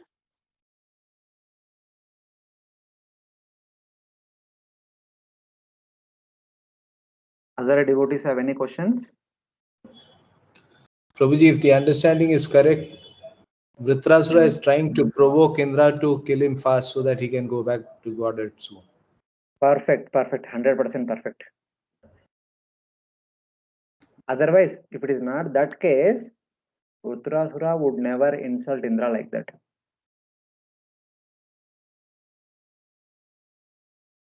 Being a devotee of the Lord.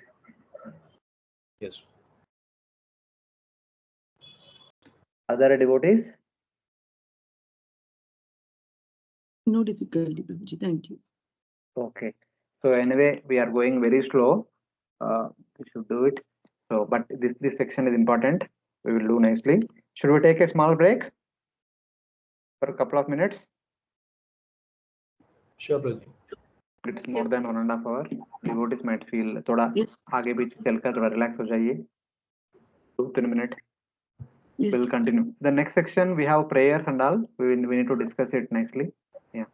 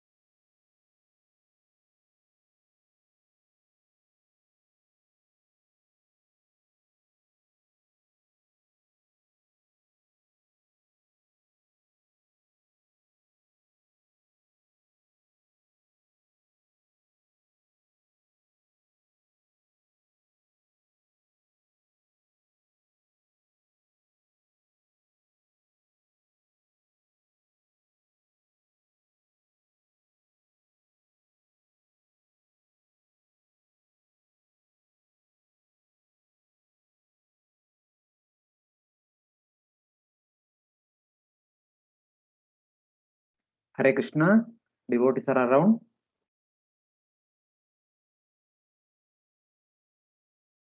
Hare Krishna, Prabhuji. Yeah. Yes, Prabhuji. अतो हरे मे कुलिशेन वीरा अथो हरे मे कुलिशेन वीरा हर्ता प्रमत्तैव शिरो यदिहा हर्ता प्रमथ्यैव शिरो यदिह तत्रानृणो भूतबलिं विदाय तत्रानृणो भूतबलिं विदाय मनस्विनां पादरजा प्रपस्ते मनस्विनां पादरजा प्रपत्स्ये. But if in this battle you cut off my head with your thunderbolt and kill my soldiers, O Indra, O great hero, I shall take great pleasure in offering my body to other living entities, such as jackals and vultures. I shall thus be relieved of my obligations to the reactions of my karma, and my fortune will be to receive the dust from the lotus feet of the great devotees like Narad Muni. O great hero Indra, if you destroy my army and cut off my head in this battle, I will be relieved of my debt, and making an offering of my body to the jackals, I will attain the dust of the lotus feet of the great devotees. Manasvinam Padaraja Prapashyate. So in the previous verses he said that your dead body will be deserved to be eaten by jackals, and if somebody comes to save you, I will kill them and I'll offer them to Kalabhairava. So he was trying to instigate Indra to fight.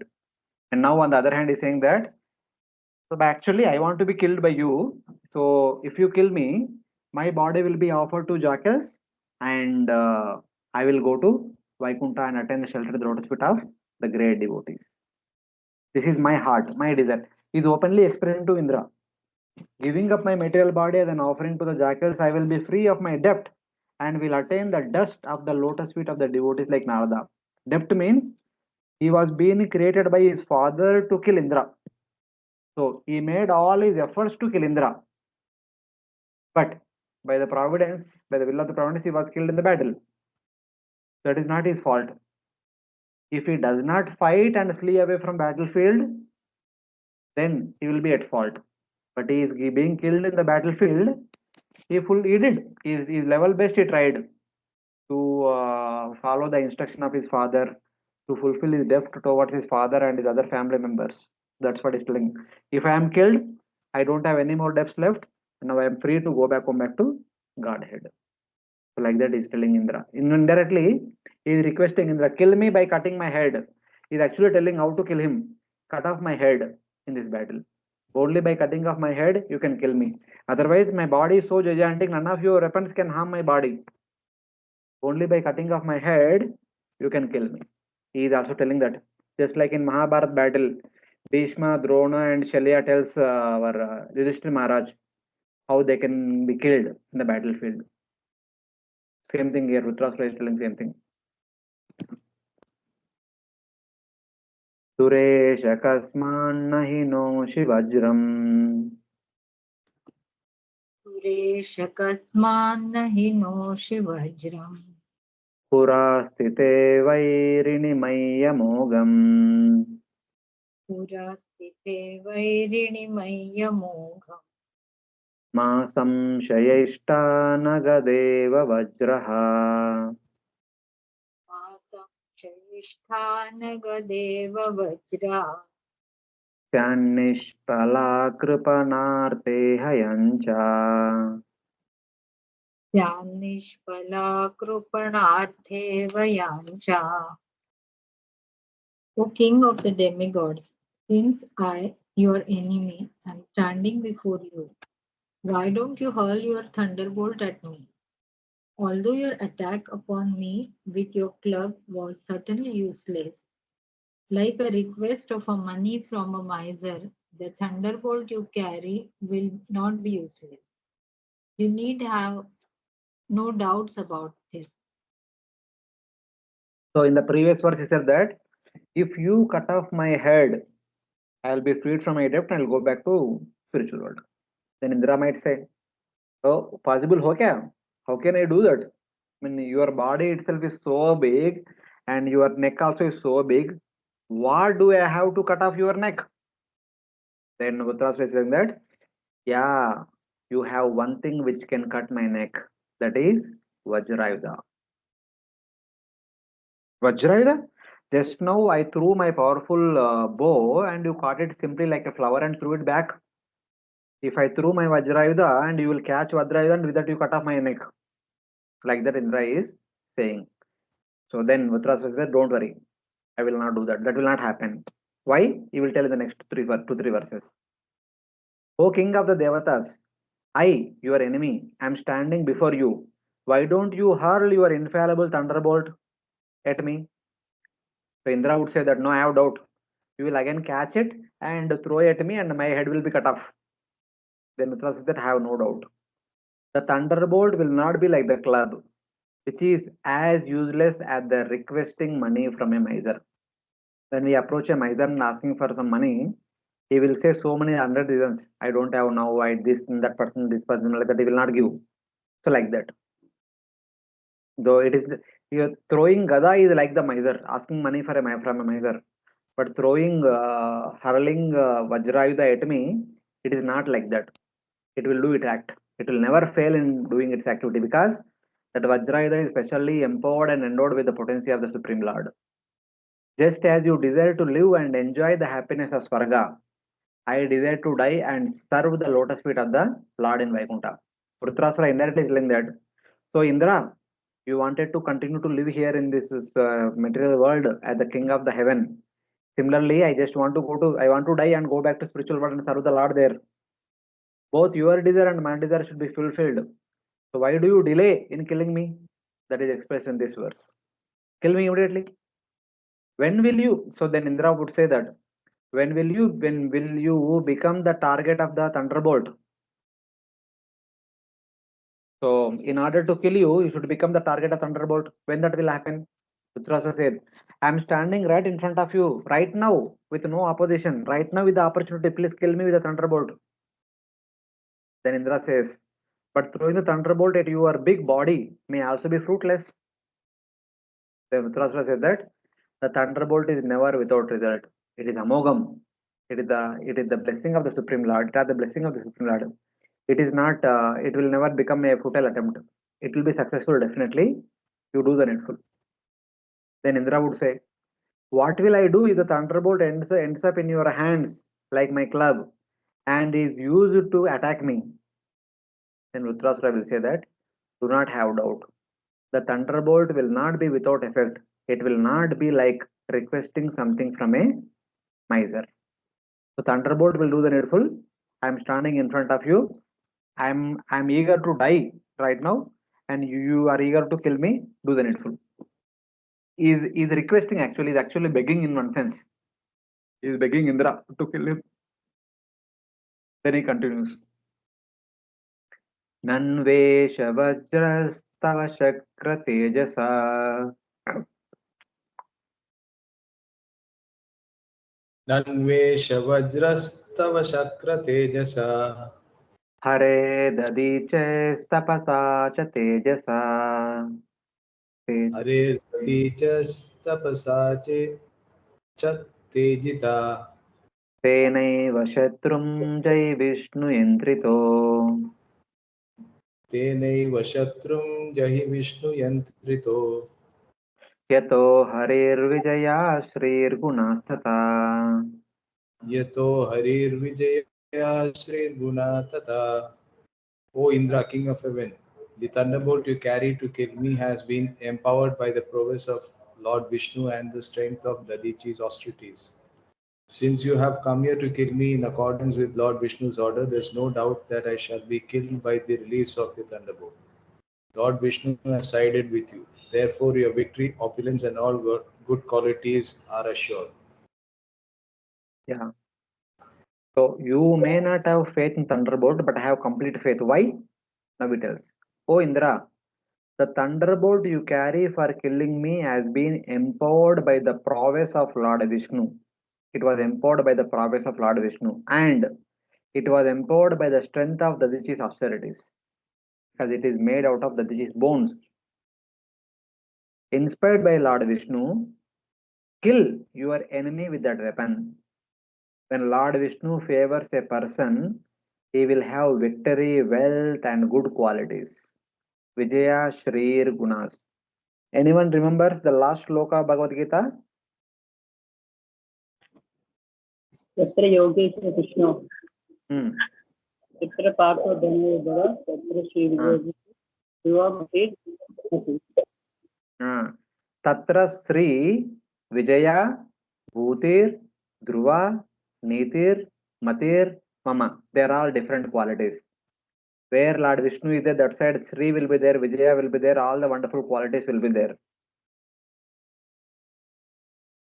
Vijayastu Panduputranam Yesha Paksha Janardana. There will be Vijaya to the Panduputras in whose side Lord Krishna is there. Same thing here. When Lord Vishnu favors a particular person, for that person there is victory, wealth, and all good qualities. So don't be without confident. Being confident and come forward and kill me with that Vajrayuda. Like that, Vrtrasura is encouraging Indra. Vrtrasura encourages Indra by speaking about the cause of the weapon's infallibility. The weapon has been sharpened by the power of Lord and the austerity of the Dadichi. Inspired by Lord Vishnu Yantrita, kill me. When Lord Vishnu sides with a person, there will be victory, wealth, and good qualities. So Indra might think that, okay, no, Vrtrasura is cheating me. He will make the thunderbolt useless by displaying his prowess and again attack me. So Vrtrasura speaking all these words so that I will throw my thunderbolt at Vrtrasura, so that Vrtrasura can catch it and can kill me. He is actually in a cunning way speaking to me. Like that Indra might think. So Vrtrasura says that, do not think like that. I will do this like this. Hear about my determination of mind. Then he will say that don't think like that. I don't have any cunning intentions. My intentions are pure. I want to be killed by you so that I can go back to Godhead. That he will establish in the future verses. Hare Krishna, Prabhuji. Hmm. Prabhuji, like in previous chapter, we saw now that Lord personally instructed that you create such a weapon by the Dadichi's bones, and the Dadichi Muni gave it, and the Dadichi Muni was having that Narayan Kavacha, and he had that power, and with it. So after itna bada incidents had happened, after that also Indra was doubtful about the Vajra's power. It's not about doubt. See what's happening here, you see. Because we never been through battle and all. When there's a strong blow, you need some time to recover from that strong blow. Yes or no? Yeah. So Indra is still in recovery mode only. He has not yet gained the full energy. But on the other side, Dusra person is very eager to get killed. He is impatient. Yeah. Ah. Because means in the previous verse also I was thinking that also only that whether it is like some time back we discussed now that जो atom bomb है या जो lethal जैसे ब्रह्मास्त्र है तो immediately नहीं use करते हैं like that. So that is how even during this fight Indra had kept Vajra कि last resort करके use करेंगे अभी शुरुआत से ही नहीं use करेंगे like that. That is why he was used. See, same thing happened in Mahabharata also. On the 17th day, when Karna injured Yudhishthira Maharaj so much, Yudhishthira Maharaj is almost on the verge of death. But Karna did not kill him because he gave one word to Kunti and all. So Yudhishthira Maharaj went back to his tent. The news came to Arjuna. So what Arjuna should have done now? He heard something that his elder brother was greatly injured by Karna. He had two options. One option, he could have gone to Karna and kill Karna left and right immediately, instantly. Second option is, Go to Yudhishthira and take care of. why? बस he should be revived ना करना को तो बाद में भी मार सकते पहले जो बीमार है उसको ठीक कर. What is the need of the hour should be given preference first. We can't hear you too.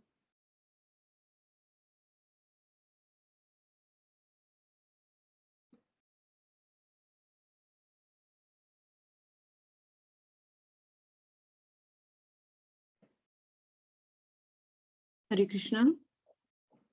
Prabhuji, we can't hear you.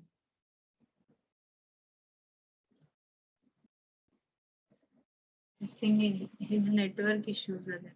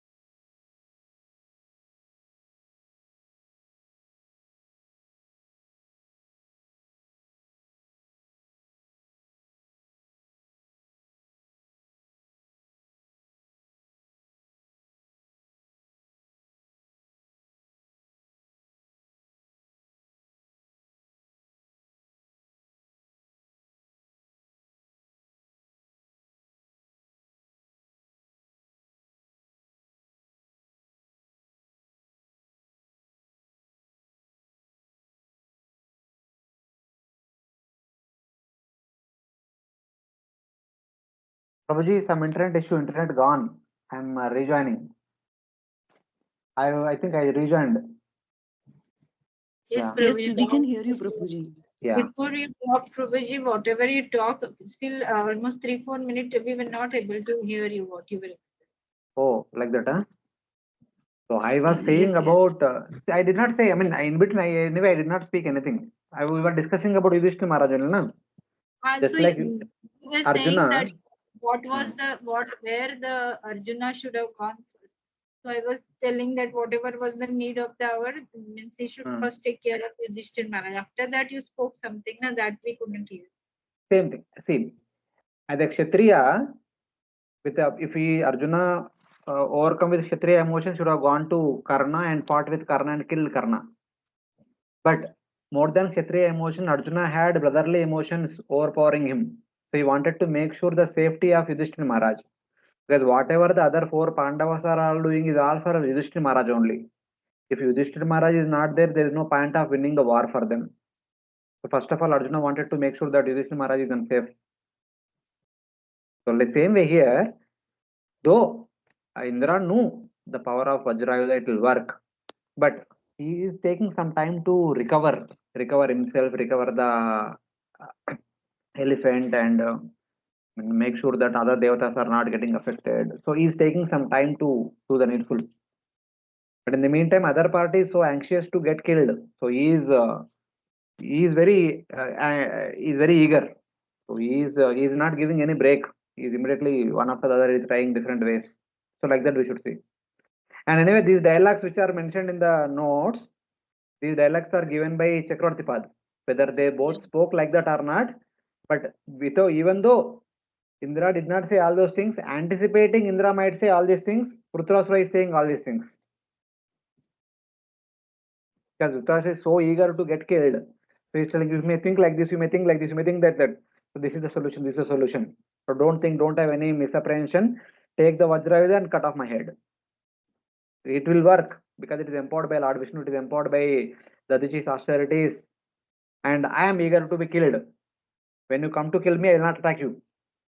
So indirectly is giving the persuasion. You come and kill me, I will not attack you back. Because I want to die.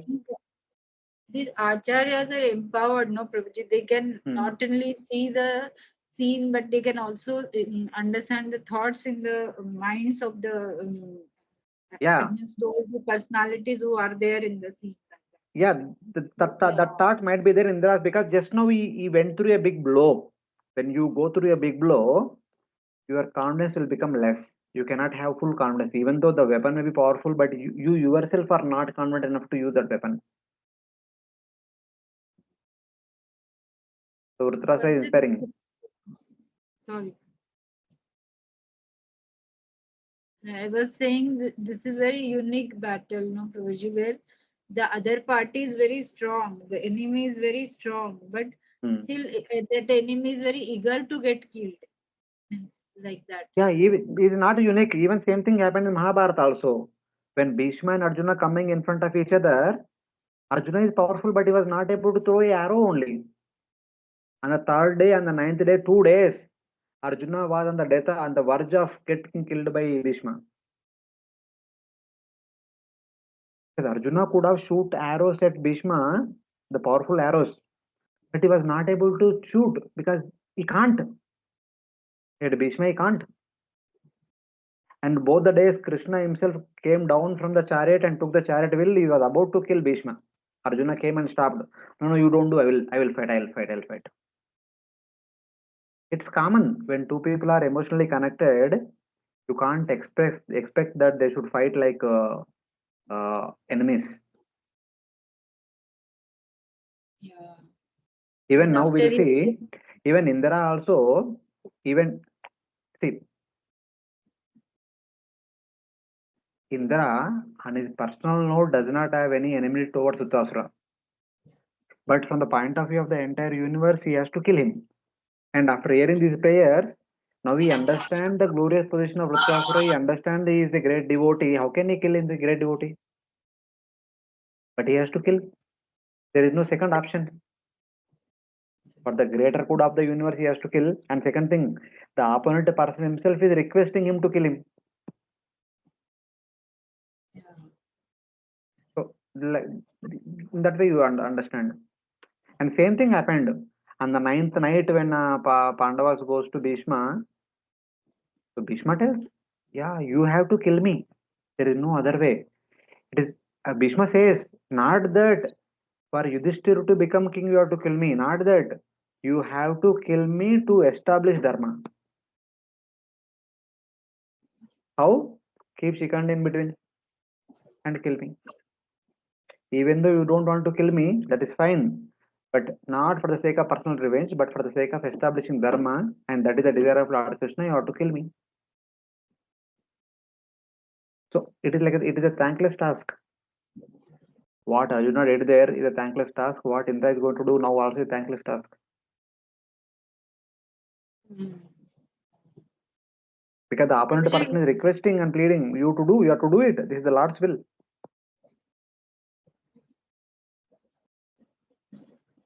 It from that perspective, it is the whole thing is seen as already orchestrated scene, but very difficult for the actors in it to do that whatever is been expected of them to do. Like That's what both of them are doing. Na? Arjuna did there and Indra is doing here.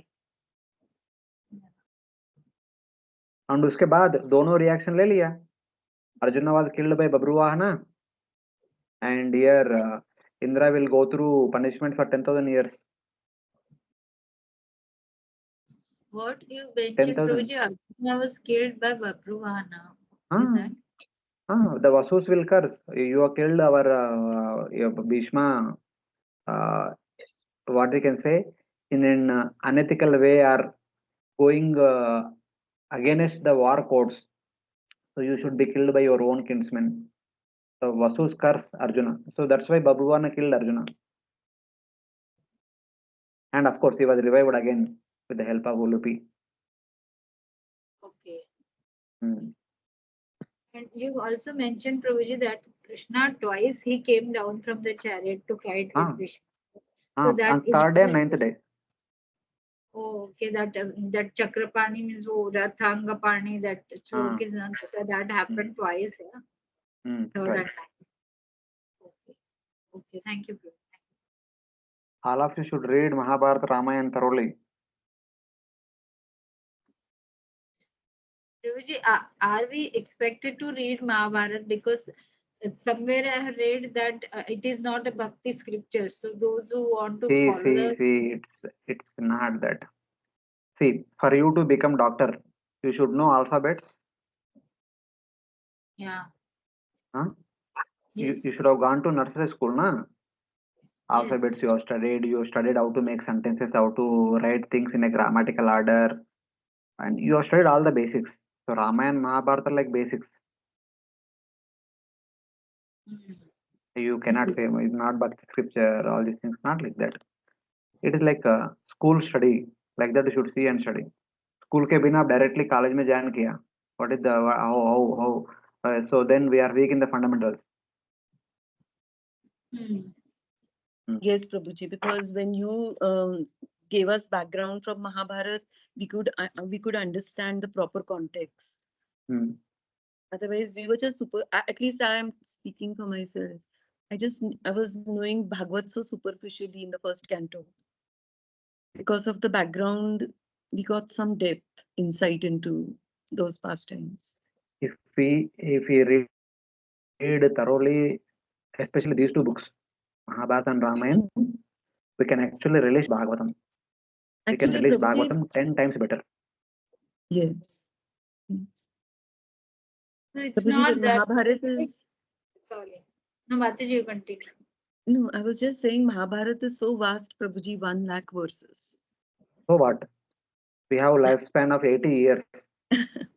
We have time to read physics, chemistry, math, science, social studies, this, that, this history, that history, Mughals, this, that, all these things. We don't have time to read Mahabharata. We have time to watch TV, mobile, YouTube, and the newspapers, magazines, and we don't have time to read Mahabharata, Ramayana. Hare Krishna, Prabhuji. Yes, Mataji. Prabhuji, that Purna Prajna Prabhu's that book is enough. Something is better Mahabharata. than nothing in that sense. Something is better than nothing. That is okay. But we should read A to Z completely once, at least once in lifetime. Actually, we should have done all these things during our childhood only. That time we have not done at least something we should do now. Which book is better, Prabhuji? Then I mean, I can't say which is best and which is better. Something, whatever, Purna Prajna Prabhu or Krishna Dharma Prabhu, whatever it is available, you read something. But that is also a summary study.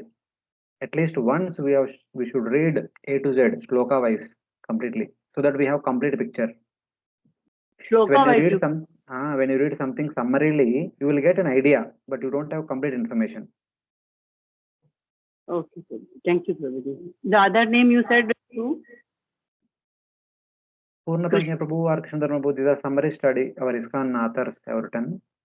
Okay. Even it does not matter whether ISKCON author, non-ISKCON author, read once. Don't get into the philosophical controversy and all. At least get a understanding of storyline completely. Okay, Prabhuji. That will actually help us appreciating what is being said in the Bhagavatam. So they are like school education, college education. When you come to graduation, if you are good in fundamentals in school and college, then you can do graduation very nicely. Prabhuji, but sorry, but like some of the very senior Shiksha Gurus I have heard telling that means because the Mahabharata gives the karmic point of a version of the whole thing, it is not required for the devotees to read that. Bhagavatam is enough. Like See, that. Mataji, see one second. It is not required if somebody is at the fag end of life. It is not required for somebody. See, somebody who just came to bhakti, who is still struggling to practice bhakti, for them not required. Because bhakti के लिए वो struggle कर रहे हैं, ये सब कहाँ पढ़ेंगे? Yeah. But who are you? शुरुआत में पढ़ेंगे तो भक्ति में आएंगे. What is the position to all of you Bhakti Vaibhav students against all the other devotees who are struggling to practice bhakti? Yeah, at least Shastric knowledge we have a bit now. By Then you should read. I am not telling everyone. आप लोग तो because you have taken out your time and effort to do Bhakti Shastri and Bhakti Vaibhav. You want to understand Shastra systematically.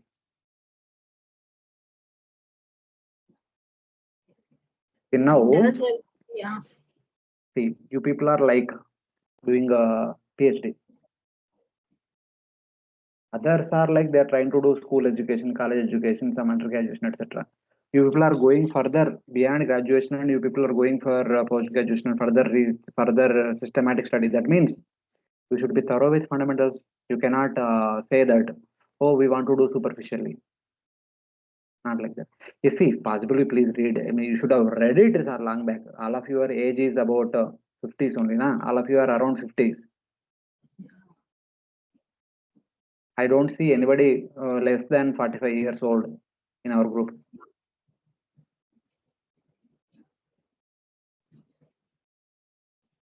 So from that point of view, I'm saying all of us should have read at least once. If not, at least right now we start at least daily some portion, because that will help us in our preaching. It is not that, see, all of you are studying Bhagavatam systematically, you want to preach also, no? It is not that just you are reading because you don't have anything else to do. Not like that. Because it does help, because always, we always see, Prabhuji, when you explain so many extra things you tell from Mahabharata and all. So you are able to connect the Bhagavatam incidents with the whatever the background Mahabharata information is there. Like, and it does help. So yeah. So the books you mentioned, Prabhuji, by these two Prabhujis, Purna Krishna Prabhuji and Krishna Chandra Prabhuji, they also have the verses, or we can just read the summary? They are summary studies. I have read many versions. I have read Telugu also. I have read these also, and other books, other shloka wise also. I have read more Mahabharata than Bhagavatam. When did you read Prabhuji so many things? So बचपन से बचपन से मैं महाभारत पढ़ रहा था. Oh, okay. Okay, but Thank you anyway, for we'll go ahead. We need at least we need to complete this chapter. वो कुछ हुआ नहीं है अभी. Yes, yes. 2 घंटा 2.5 घंटा हो गए. अहम समादाय मनो यताहना अहं समाधाय मनो यथा नः संकर्षणतश्चरणारविन्दे सङ्कर्षणस्तच्चरणारविन्दे त्वद्वज्जरं होलुलिताग्राम्यपाशो त्वद्वज्ररंहो लुलितग्राम्यपाशो गतिं मुनेर्यामि अपविद्दलोकः गतिं मुनेर्यामि अपविद्धलोकः. By the force of your thunderbolt, I shall be freed of material bondage and shall give up this body and this world of material desires. Fixing my mind upon the lotus feet of Lord Sankarshan, I shall attain the destination of such great sages as Narad Muni, just as Lord Sankarshan has said. Just as Lord Sankarsana has said. When he said, we will come to know later on. When we come to 15th or 16th chapter, Lord Sankarsana will tell that. Okay, so now you are self-realized. You become king of Vidyadhara. Stay there for some time because that was your desire, and then you come back to me. So Lord already told you will come back to you. Then you come back to me. He told him, don't stay back in Vidyadhara Loka, but come back to me. Same thing Lord Vamana told our Bali Maharaj. Lord Vamana was ready to take Bali Maharaj to spiritual world, but Bali Maharaj had a desire to become Indra. For that only he was performing 100 Ashwamedha Yajnas. So since you have a desire, even if you come to Vaikuntha, you cannot stay there stable. You have desire, you fulfill that, but you cannot become Indra now. Now Purandara is Indra, so you have to become Indra. You become Indra next time. So till then you stay in Susurloka. Susurloka is the Loka of Asuras. So if you stay there, they'll come and contaminate you. Then Lord Vamana requested Vishwakarma to construct a palace for Bali Maharaj. And then Lord Vamana told, even though palace is there in that Loka, there is a great chance that they will come and disturb you always. They would always tell that, hey, Swarga belongs to you, Swarga belongs to your father, your grandfather, you are this, that. Again, you may get tempted and again come to fight with Indra. I personally become the gatekeeper so that no Asura will enter into your palace. So whatever is your consciousness now, it will remain for the remaining part of the Manvantara. Even when you become Indra, you will be a servant of mine, and after Indra's tenure is over, then you come back to my spiritual world. So like that. When Lord has to take one soul to spiritual world, he himself becomes the gatekeeper. So here he told him, yeah, you want to become Indra, you want to become Vidyadhara, king of Vidyadharas, become, but sometime only come back. But he forgot. 1 lakh years are over. Then Lord inspired Mother Parvati to curse him to become Asura, and then he realized, I have to go back to spiritual world immediately. So he was in hurry now. Just as Lord Sankarsana has said, fixing my mind at the lotus feet of the Lord, cutting my body, a rope of material attachment. Now he says, my body, the rope of attachment. By the force of your thunderbolt, I will give up enjoyment of the 3 worlds and attain the destination of the great sages such as Narada Muni. Apavidda lokaha. Gati muner yami. So see his eagerness. I want to go back immediately. Abhi bahut late ho gaya.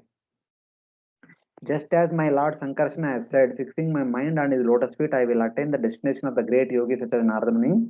My body, which is a material noose, should be cut by the force of your thunderbolt. I have renounced the wealth of the 3 worlds.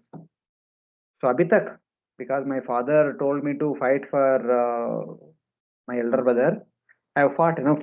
Now अभी हो गया. मेरा कोई इच्छा नहीं fight करने का आगे. मुझे मार दो. I want to go back to spiritual world. Lord told me long back to come to spiritual world. I have been delayed so far. He was very angry with me, so I had to go back and report myself to him immediately. I can't wait anymore. Do the needful immediately. He is literally begging Indra. Hare Krishna Prabhuji, these 2 things you mentioned about Bali Maharaj was not ready to go to back to Godhead, although Lord was ready to bestow him that. and why actually the Lord became his gatekeeper, so that nobody will come and again pollute his mind. That's what I. Yes. So these things all you mentioned are there in the Mahabharata. No. This is the Bhagavatam only. I mentioned all these things in our book, Bhagavata Tattva Vichar. These points are in Bhagavatam only. Oh, Bhagavatam means because they are not there directly in the shlokas. They are that Acharyas will tell us. Acharyas tell us reading between the lines. okay, Sarartha Darshan and other commentaries maybe. Hmm. Okay. पुंसां किलैकान्तधियां स्वकानां पुंसां किलैकान्तधियां स्वकानां या सम्पदो दिवि भूमौ रसायाम् या सम्पदो देवि भूमौ रसाया न राति यद्वेष उद्वेग आधीर् न राति तद्वेष उद्वेग आदि मथः कलिर्व्यसनं सम्प्रयासः मदः कलिर्व्यसनं सम्प्रयासा. Persons who fully surrender at the lotus feet of the Supreme Personality of Godhead and always think of his lotus feet are accepted and recognized by the Lord as his own personal assistants or servants. The Lord never bestows upon such servants the brilliant opulences of the upper, lower, and middle planetary systems of this material world. When one possesses material opulence in any of these three divisions of the universe, his possessions naturally increase his enmity, anxiety, mental agitation, pride, and belligerence. Thus, one goes through much endeavor to increase and maintain his possession, and he suffers great unhappiness when he loses them. So in the previous verse, he said that I don't have any attachment to this material wealth.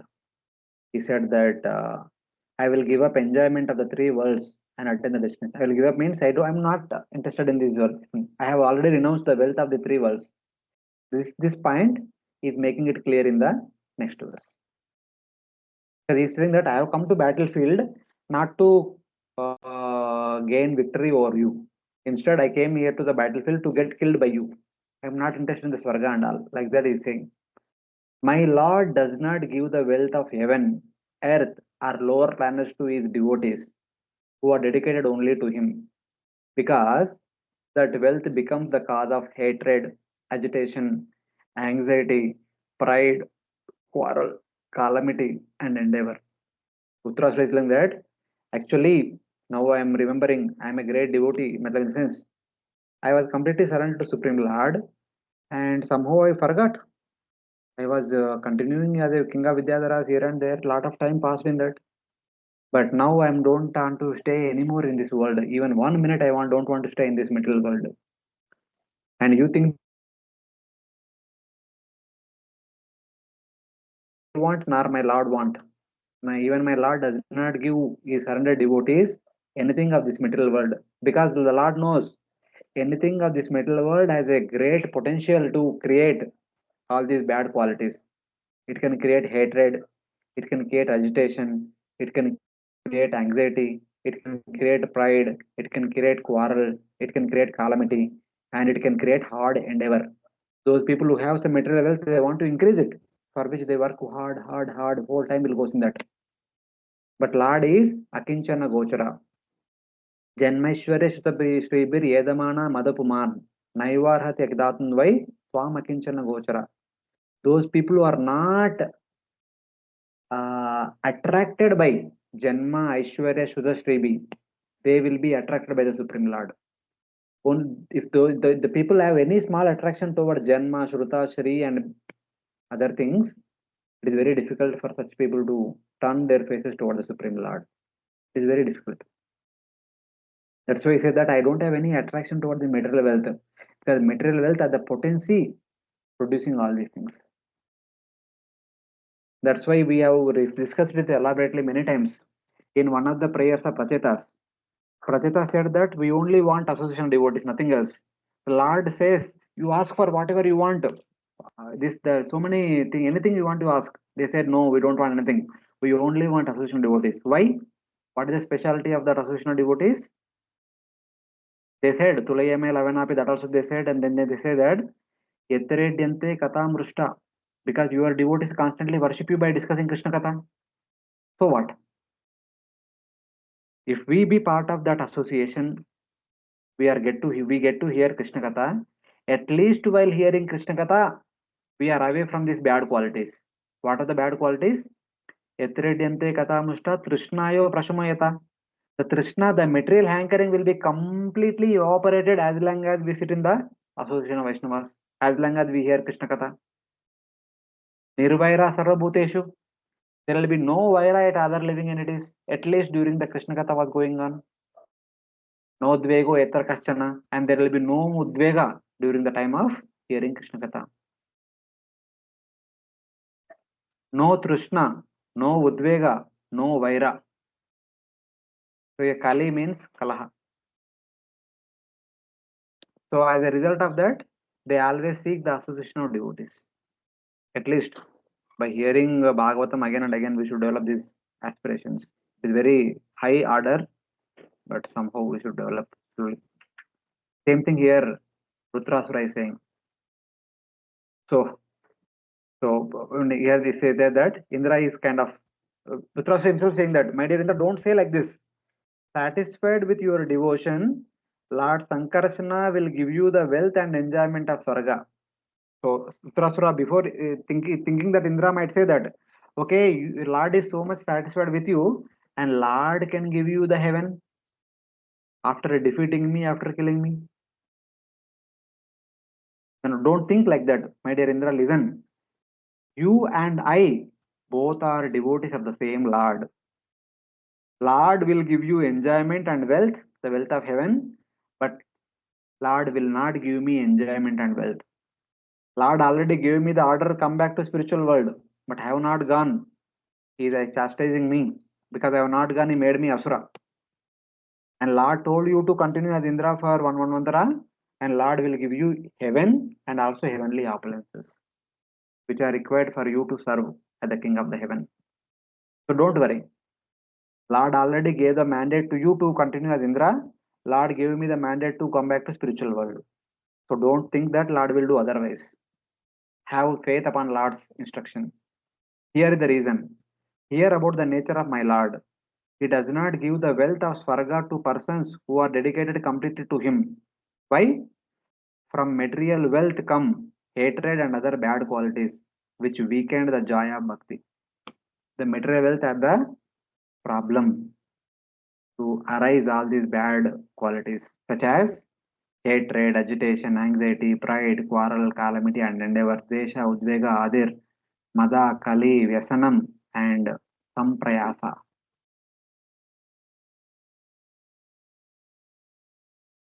So Vrtrasura is very clear. Lord gave you mandate, you should continue as Indra. If you have to continue as Indra, you need to have the position, you need to have the positions. And Lord gave me mandate that I should come back to spiritual world, and he will never give me wealth of the heaven and any other positions and all. So Indra, don't doubt. Vajra will work and kill me. I'll go back to spiritual world. You continue as Indra. So like that.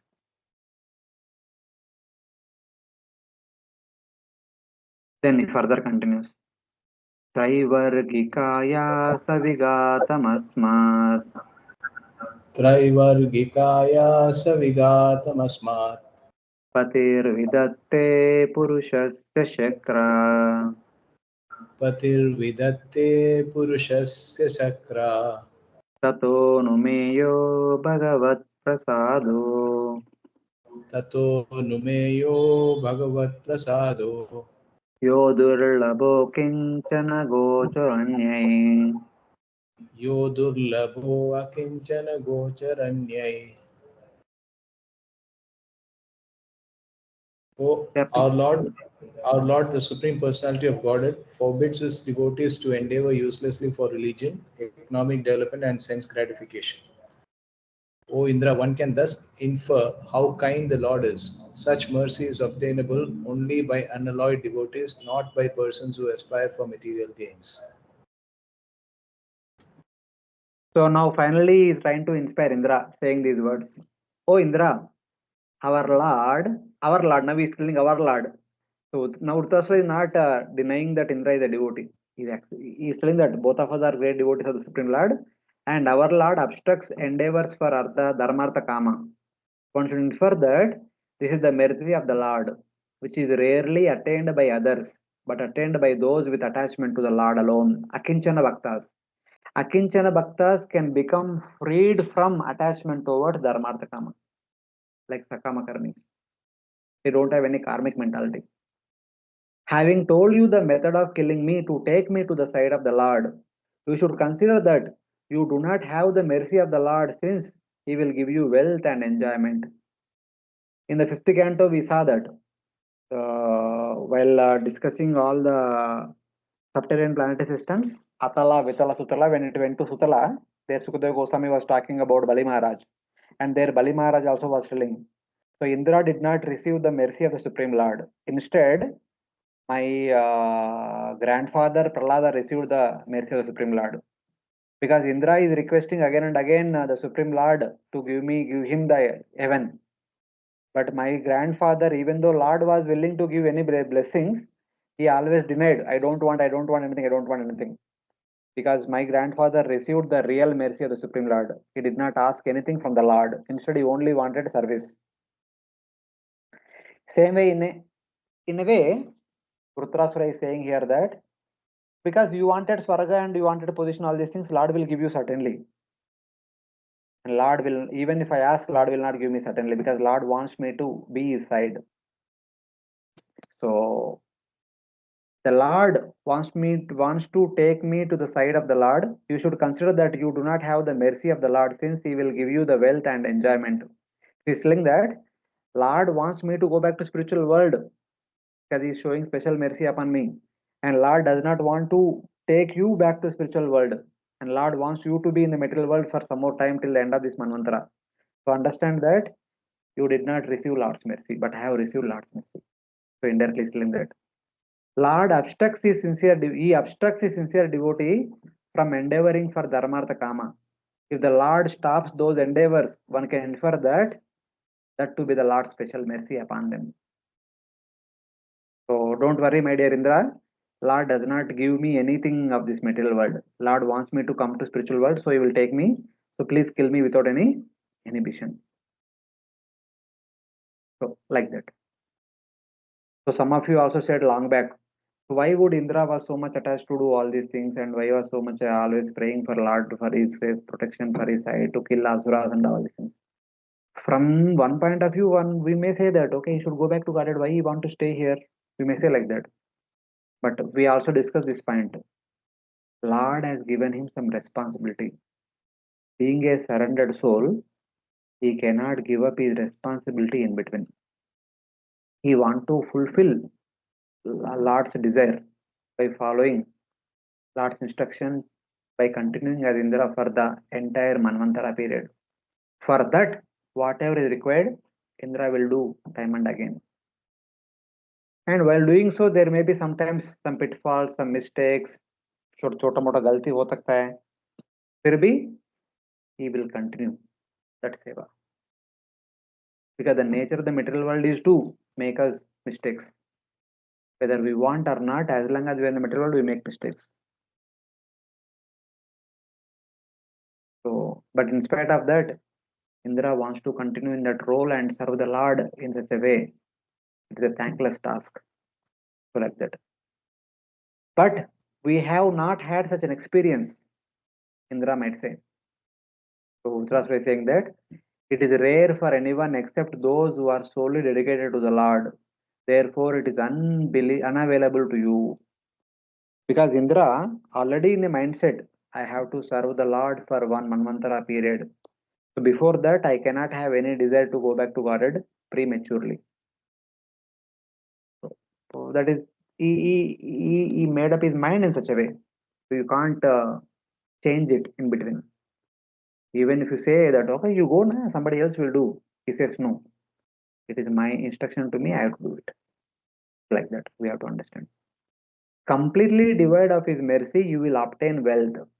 Believing you will attain wealth, quickly throw the thunderbolt at me. So actually, in one sense, here, apparently it appears that these statements appear that Vrtrasura is scolding or criticizing Indra for he being materially attached and all. But we should understand that these instructions are all for us, not for Indra. What Vrtrasura is saying, keeping Indra as an instrument in between, it is actually for us. While serving the Lord, while trying to serve the Lord, we should not have attraction toward the material opulences, dharmartha, kama, etc. If that such is there, that means we don't have Lord's mercy. Though the words are hinting at addressed at Indra, but they are actually meant for all of us. Vrtrasura being a great devotee, he also understands the position of Indra. Later on, we'll discuss Vrtrasura, Chitraketu Maharaj being a great devotee, he also understands about Lord Shiva. That's why he speaks those words.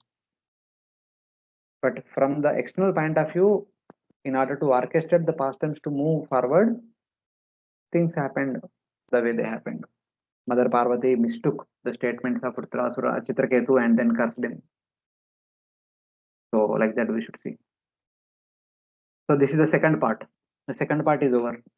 First part, in order to instigate the anger in Indra, Vrtrasura criticizing Indra. And now, second part, apparently Indra, Vrtrasura requesting Indra to kill him, and he is giving him confidence. And also, he was telling that, in a way, he was telling that, okay, I was specially favored by the Lord, I have to go back to Godhead now. You want Sarga, you kill me. I'm not going to fight with you. Kill me immediately. So, like that. Still, Indra is not getting ready to kill Vrtrasura. So now, the only thing left is to pray to Paramatma. Seeing that Indra did not throw the thunderbolt, Vrtrasura then thought, oh, what will I say to this rascal Indra, who sees everything materially? I will make a request at the lotus feet of the Supreme Lord. Then, seeing the Lord appear through his meditation, he spoke these words. Then, within the core of his own heart, he was meditating upon the Lord, thinking that, see, I tried all the way that Indra will kill me, but Indra is not getting up and killing me. Why? Indra is still in apprehension only whether it will happen or not. So, my dear Paramatma, please do something to inspire Indra. I can't inspire him. Please you inspire him. Then immediately within the core of his heart, Paramatma appeared. Then looking at Paramatma, he will speak 4 verses. He will express his heartfelt desire to the Supreme Lord, who is appearing in the core of his heart. He closed his eyes, but is speaking loudly so that Indra and everyone would listen. But he is speaking those words to the Paramatma who appeared in the core of his heart. Now he is actually expressing his desire. My dear Lord, I want to come to you, your abode, and serve you. So please inspire Indra to kill me so that I can come to you. So like that. With that intention, he is going to speak the next 4 verses. So before that, anyone has any questions till now? Okay. No problem. Okay. So these are the 4 prayers which are there in the exam also. You need to by heart afterward these 4 prayers. All 4 are there in the exam. If you can write 4, but that is fine. Otherwise, maybe 2 or 3. So let us discuss these 4 prayers for today. And with that, our class will end. Maybe by another 20 minutes we may take. Aham are tava padaika moola. Aham Hare Tava Padaika Dasanudaso bhavitasmi bhuyaha. Dasanudaso Bhavitasmi Bhuyah Manasmareta supater gunamste. Manasmareta Supatir Gunamste Gunita karma karoti kayah. Pranitava karma karotu kayah. O my Lord, O Supreme Personality of Godhead, will I again be able to be a servant of your eternal servants who find shelter only at your lotus feet? O my Lord, O Lord of my life, may I again become their servant, so that my mind may always think of your transcendental attributes, my words always glorify those attributes, and my body always engage in the loving service of your Lordship. So now he is going to offer his heartfelt prayers. He is expressing his desire to serve the Lord. He is saying to the Lord, O Lord, I shall become the servant of the servants whose only shelter is your lotus feet. May my mind remember the Lord of my life. May my words chant your glories, and may my body serve you. Manasa Vacha Karmana, I want to engage in your service and in the service of those devotees who are serving you continuously. I will again become the servant of the servants who take shelter only of your lotus feet. Please say why there is such delay. So, my dear Lord, please, why there is so much delay? I want to serve you without fail. I was already stayed away from you for 1 lakh years. I missed that opportunity to serve you for so long. Now I want to serve you. Why Indra is not killing me? As soon as Indra kills me, I'll come to spiritual world and serve you. Why there is so much delay? Please tell me. Please do something. Indra will kill me immediately and I'll come to you. In that way. I am tormented out of longing. Then the Lord says, so my dear Chitraketu, very soon I will bring you to my side. Please ask for a boon. Before that, since I am appearing in front of you, ask for a blessing. And don't worry, I will take you to my abode. But before that, please ask for a blessing. So then, the blessing asked by Vrtrasura. May my mind remember you, the Lord of my life. Mare manas pare tasupate. So this is the only blessing which our Chitraketu Maharaj is asking. Chitraketu or Vrtrasura, whomsoever, is asking that, may my mind remember your lotus feet only, nothing else. May my words sing your qualities. Gunamste grunita vak. May my words only glorify your wonderful qualities, nothing else. May my body massage your feet and fan you and give you betel nut. Karma karotu kaya. This is the prayer of my mind, the prayer of my voice, the prayer of my body. Nothing else I want. I only want this one thing. If you are eager to give me some blessing, give me this blessing. May my mind always think of you. May my mouth always sing the glories of your wonderful qualities. May my body always engage in your personal service. So here you see, massage your feet, fan you, and give you betel nut. Where he can do all these things? Where Vrtrasura can massage Lord's feet and fan Lord and give betel nut to the Lord? In spiritual world. Vaikuntha. Indirectly so that please take me to Vaikuntha. That is my desire. I want to serve you in person. Please take me to Vaikuntha. Do why delay? Why there is a delay? Please tell me. Like that is actually questioning the Lord. So having heard these desires of Vrtrasura, the Lord says, so my dear Vrtrasura, don't worry. I'll give you all the results, including Swarga and liberation. What to speak of giving you these things? I can give you everything. I'll give you Swarga, I'll give you Sahaja Mukti, and I'll give you everything. Please take everything. I'm so much pleased with you.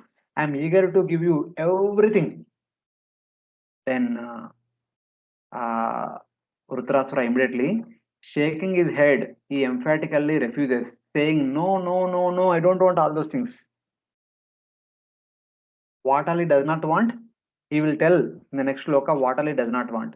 My dear Lord, you may be thinking of giving me all these things, but I don't want all these things. I don't want all these things. I only want that opportunity to serve you in person in your spiritual abode. Nothing less than that. Nothing other than that. So he will say what all he does not want in the next verse. anticipating that Lord might give me all these things. Before Lord would say anything, he will say, I don't want this, I don't want this, I don't want this, I don't want this. So that then Lord will ask, what exactly you want? Then he can clearly say in the next two verses what exactly he wants. Nanakaprushtam nachaparameshtyam Nanakaprushtam na cha parameshtyam na sarvabhaumam narasadhipatyam na sarvabhaumam na rasadhipatyam na yoga siddhira punarbhavam va na yoga siddhira punarbhavam va samanjasatva virahaya kangshe.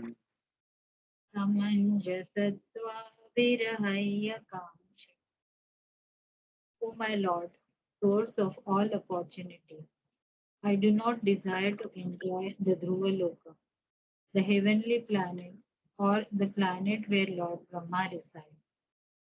Nor do I want to be the supreme ruler of all the earthly planets or the lower planetary system. I do not desire to be the master of the powers of mystic yoga. Nor do I want liberation if I have to give up your lotus feet. So it's like that. Oh my Lord, the source of all opportunities. I do not desire to enjoy in Dhruvaloka. Na Nakaprushtam. Nakaprushtam means the topmost abode of Svargaloka. That is Dhruvaloka. So previously you have given Dhruvamara Dhruvaloka. You may think that I will give you Dhruvaloka for you also. I don't want.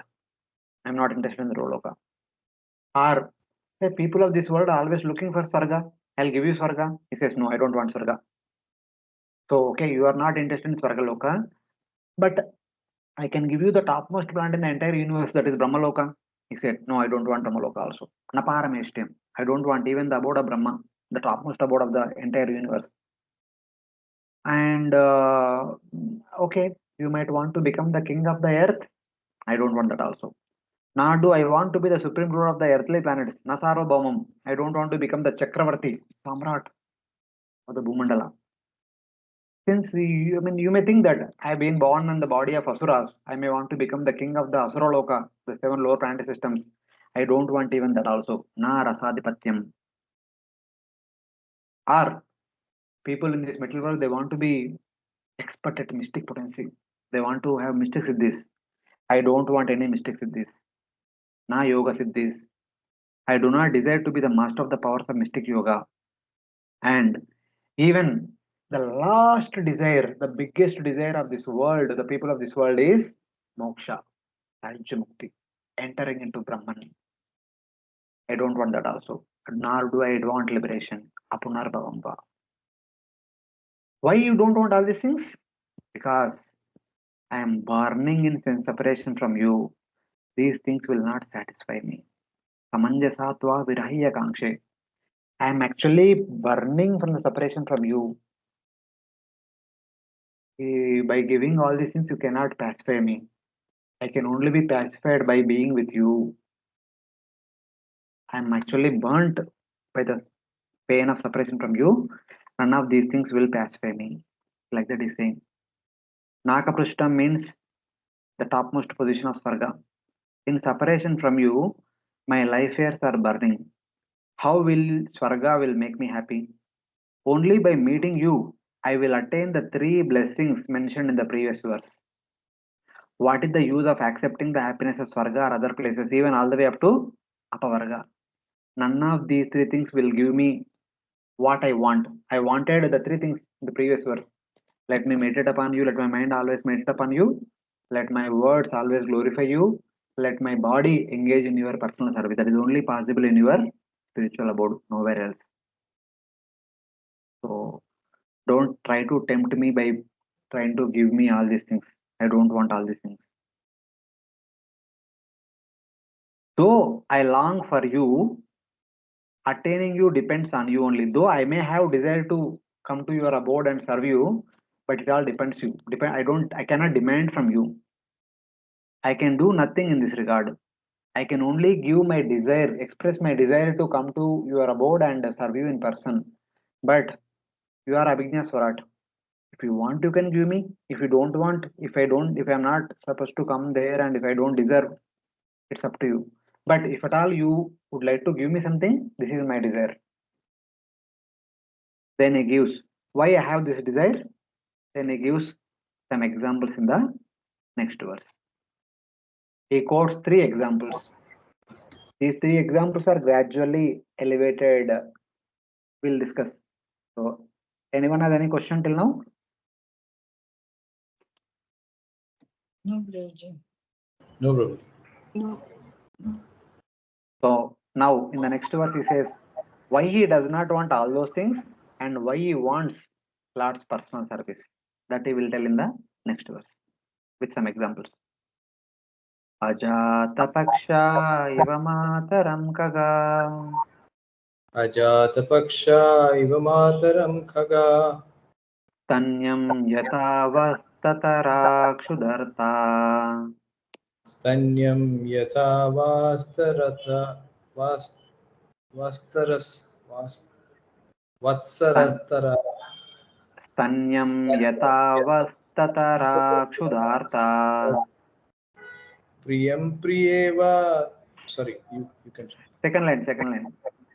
Stanyam yata vatsarathartha shudartha Priyam priyevavshitam vishanna. priyam priyeva vyusitam visanna Manoravindakshadidrikshate tvam. mano ravindaksha didrikshate tvam. O lotus-eyed Lord, as baby birds that have not yet developed their wings always look for their mother to return and feed them, as small calves tied with ropes await anxiously the time of milking, when they will be allowed to drink the milk of their mothers, or as a morose wife whose husband is away from home always longs for him to return and satisfy her in all respects. I always yearn for the opportunity to render direct service unto you. Yeah. Here are 3 examples. The the next example is better than the previous example. So in that way. So first he says that, O lotus-eyed ard, O Aravindaksha, as baby birds without developed wings always look for their mother to feed them. As small calves distressed with hunger desire to see the cow with milk in her udder, or as Moro's wife desires her husband who is away from home, I long to see you. The 3 examples are given wherein I long to see you, I long to be with you, etc. etc. Why? What is your understanding? What is your intent of say quoting these examples? One may ask.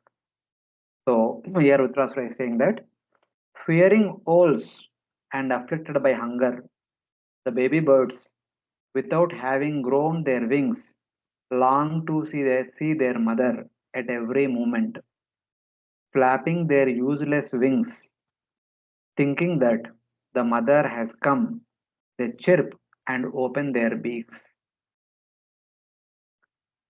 Morning, the mother bird will go away from one place to other place, all these different places, and collect so many grains and come back in the evening to the nest. These baby birds, the whole day they are very quiet. They do not make any sound because if they make some sound, somebody else will come and they may eat them up.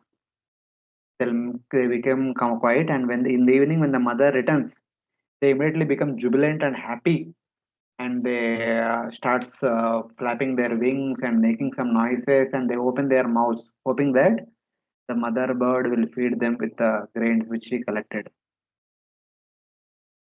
So till now they were quiet. When the mother bird comes, they become active and very happy, and they were eager to get some grains, some food for nourishment from the mother bird. When mother bird is not around, they will remain quiet as if they are not existent. So like that. So this is the first example it is being indicated. So the Lord is saying, Just as the mother bird comes and protects the babies from owls and satisfies their hunger by placing small bugs she has brought one by one in their beaks, I will protect you from the three miseries and from enemies like Indra and satisfy your desire by giving enjoyment of Swarga or Brahmaloka. So when he said first line, Ajata Paksha Yomataram Kaga, then Lord said, don't worry, don't worry. Just like mother bird takes care of the baby birds, I will take care of you. You are looking for some food, I'll give you Swarga. You become the king of the heaven and enjoy. So my dear son, enjoy. So thinking that Lord might say like this, immediately he will tell the second example. No, my dear Lord, not that. I am not saying this. I want to be like a baby bird and you like mother bird, hoping that mother bird gives the grains to baby bird and hoping that you will give me Swarga. Not like that. That is not my intention, my dear Lord. Then what is your intention? Then he will quote the second example. But I do not desire anything except your sweetness. Thus, anything unfavorable for that attainment, such as bondage to the grass and subtle bodies of Vrtra, only leads to the three miseries. He gives another example. So, my dear Lord, if you give me heaven, Hare Hare Krishna. So, if you make me the king of heaven, what consciousness I have now, I may forget it. That is not my intention. I may become attached to the position of Indra, I may become attached to the comforts of my body, all these things, etc. No, I don't want all these things. That is not my intention saying that baby bird and mother bird. My intention is like this. Like what? The young cows tied by a rope in a householder's house suffer because of hunger with determination only to drink their mother's milk. They desire their own happiness, the mother's milk, without desiring to serve the mother cow. Then he says that Vasta Tarayata Sanyam Kama Vasta Tarayata. Just like the calf is waiting in the evening for the mother cow to return. As soon as the mother cow comes, it will feed upon the baby calf. In the previous line, it was said that the mother will herself will feed in the mouth of the baby bird. But in the now, no, I don't want like that. I don't want you to serve me so much. If you come, I will serve you. But in this example, you are not serving me. Instead of you are taking from me only. The baby calf is taking milk from the mother calf without desiring to serve the mother cow. Here, when the baby calf is baby calf is not serving the mother calf. It is still taking something from the mother, but without the endeavor of mother. The previous one, the mother had to endeavor, mother had to go here and there and collect the grains and give it to the baby bird.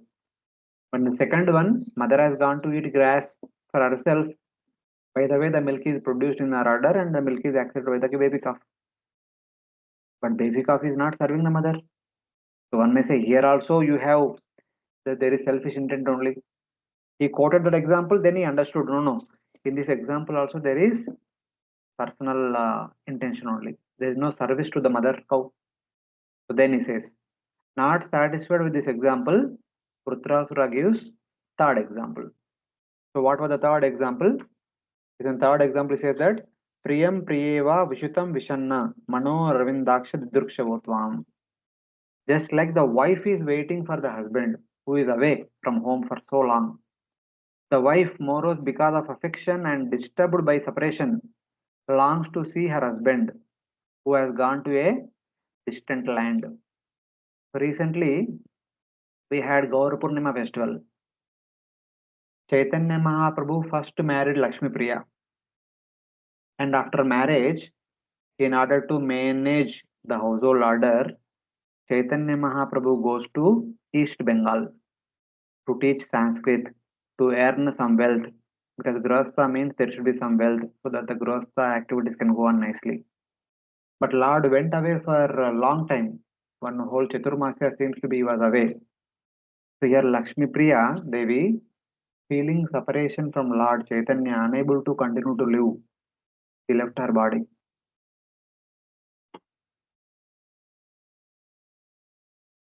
Same thing here. The wife, morose because of affection and disturbed by separation, longs to see her husband who has gone to a distant land. Just as the wife, using all her senses, desires to make her husband happy and also desires to make all her senses happy by her husband's beauty, sweet voice, qualities, actions, and joking.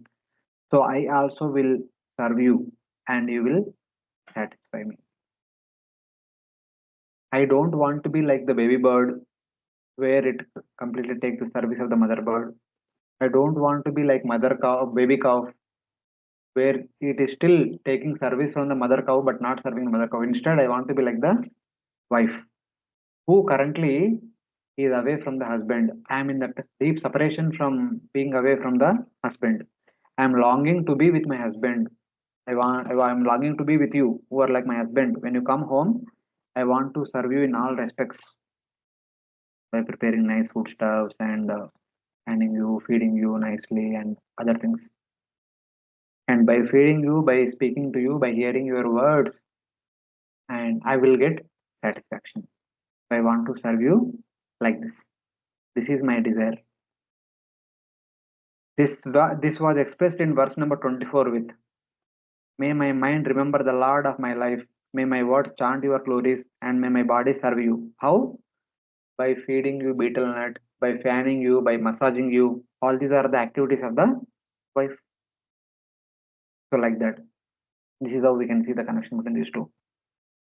The difference, however, is that the wife satisfies the husband by serving him dasya, sakya, and shringara rasas, whereas I will satisfy you by dasya rasa, spiritual dasya rasa alone. So, in the worldly context, the wife has many different ways to serve the husband, but I have the desire to serve you like a wife serve the husband in the dasya bhava alone. That is my desire. That is what I want to serve you for the rest of my existence. This is only my desire, and this is the intention for that desire. My desire is to remember you always and speak about you always, glorify you always, and serve you in person always.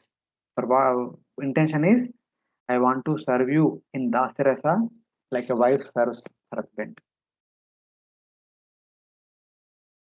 So this is how he makes his intention very clear to God who appeared in his heart.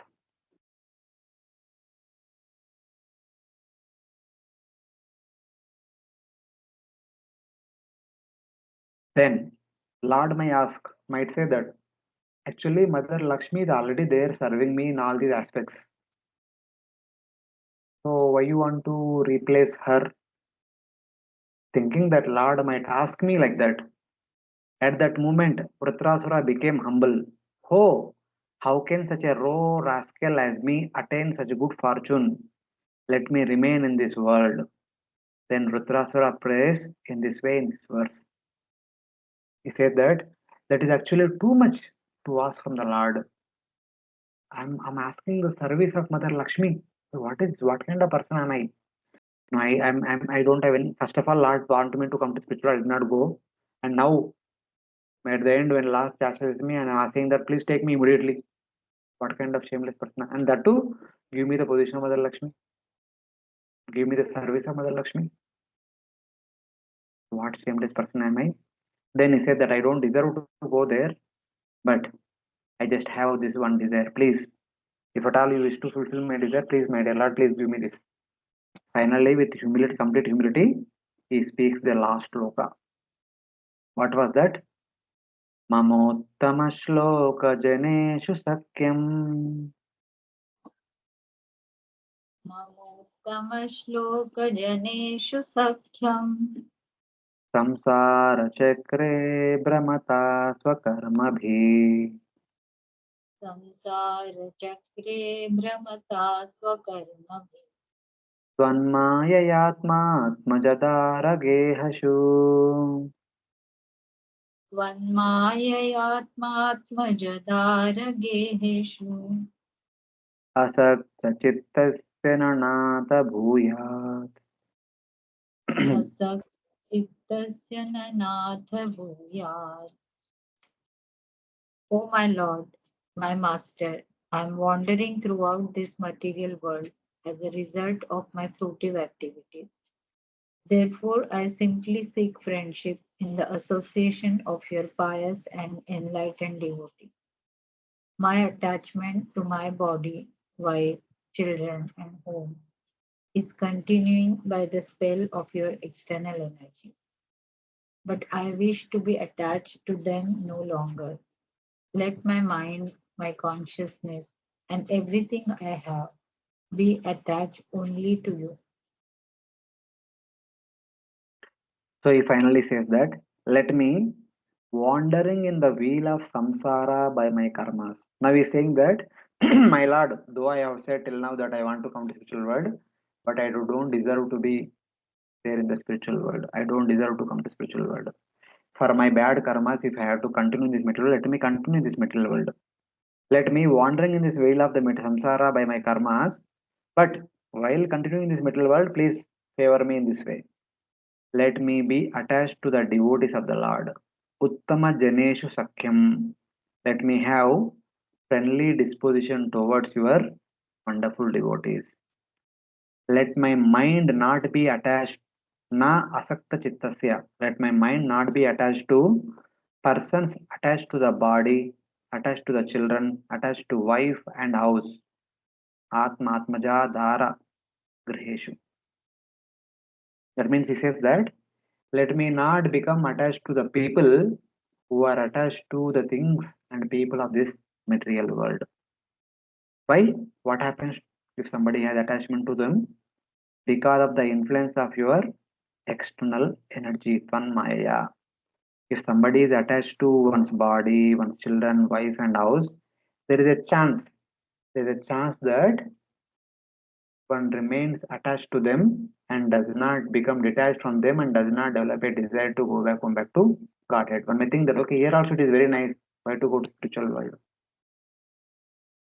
So in that way, he is saying, let me have friendship with the devotees of the Lord, and let me not have friendship with the persons who are attached to body, children, house, and wife.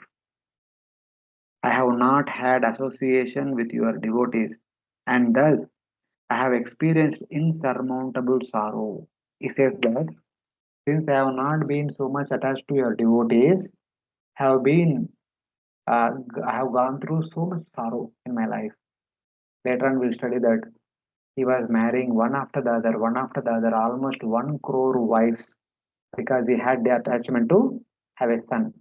That's why specifically saying here, I don't want to have attachment to body, children, wife, and house.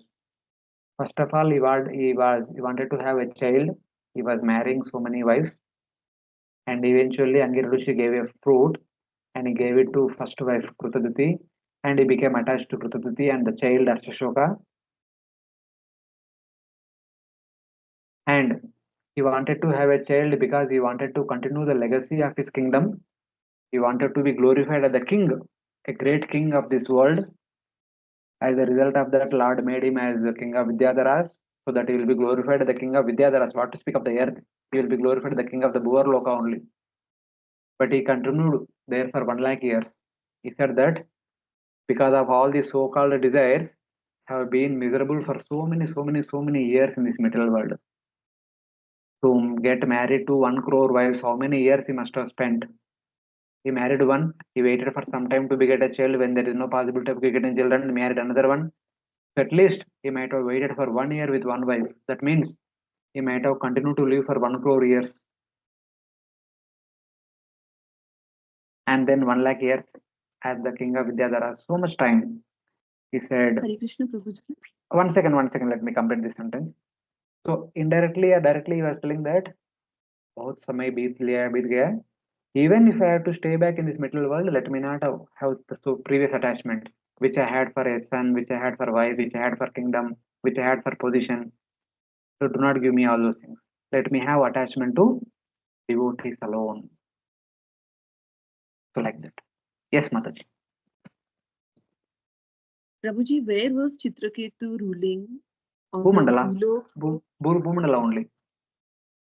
He And was he had ruling such a over the long, entire Bhumandala. he had a long lifespan then. Yes, no, we have seen na 5th canto, you remember? Privrat Maharaj.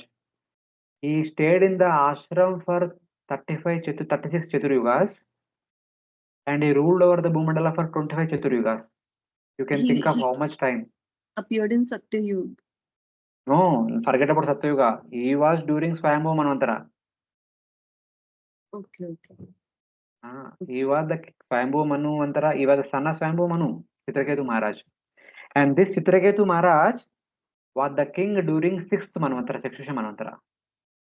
He was the ruler during Chakshusha Manvantara. So there are some exceptions. They can live for long. It is not that everyone is bound by time. We are bound by time and we are dying before the actual time because of our food habits and our lifestyle, our culture and our the place of stay, all these things. But when these people were there, they were leading a nice organic lifestyle. They can't die just like that.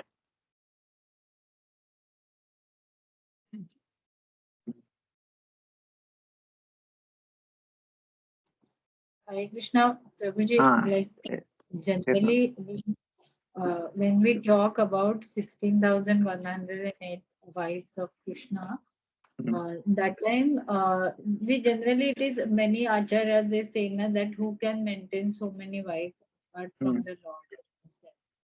But here we see that 1 crore wives is way beyond 16,100. Yeah, he is also a devotee of the Lord, na? Okay, Lord can empower. Even Dasharatha Maharaj also had so many wives. In the Ramayana, we may say only 3 wives. Shubhilal Prabhu says that he had more than 300 wives. Because every time he would get a news that Parshuramji is coming towards Ayodhya, he would be getting married. Because when somebody is in the marriage hall or somebody is with wife inside inner chambers, Lord Parshuram would not invite them for fight. So Dasharath Maharaj also had more than 300 wives to protect himself.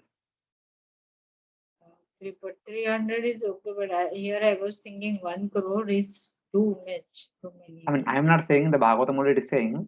So, I mean, what can if okay, we may say that it may be exaggerated, but good number of wives. I don't have doubt regarding that. I'm just trying to understand, means in spite of being a king, how he was maintaining 1 crore. See, normal. Because This is the common thing in every Ramayana, Mahabharata, as we were discussing now. Every religious king wants to have a bona fide son who can continue their legacy. That is natural, that is expected, that is common. It is not a sin having such a desire. Yeah, because I was trying to understand, Prabhuji, from the standpoint of view, like we discussed now that Narad Muni had gone to Dwarka and he had gone to each mahal of the Lord and he saw how he was personally present everywhere. So Lord could do that because he could expand himself into 16,108 forms. But the devotee of the Lord can't do that. So he cannot. No, he can't do. See, that's why his son was killed by other wives. Yeah. So, madam, he tried, but he could not keep everyone happy. That is understood. But he was doing not because he wanted to have more wives. He as a bona fide king, he wanted to have someone who can carry the legacy. So he was trying. So he could provide the basic facilities. He could not give time to each and every wife. That was the reason why Lord Rama took the vow of Ekapatni Vrata. After marrying Kaikeyi, Lord Rama, Dasharath Maharaj spending all the time with Kaikeyi only. He kind of neglected completely Kausalya and Sumitra. Morally, because she was young, also beautiful, also. He was spending all the time with her only.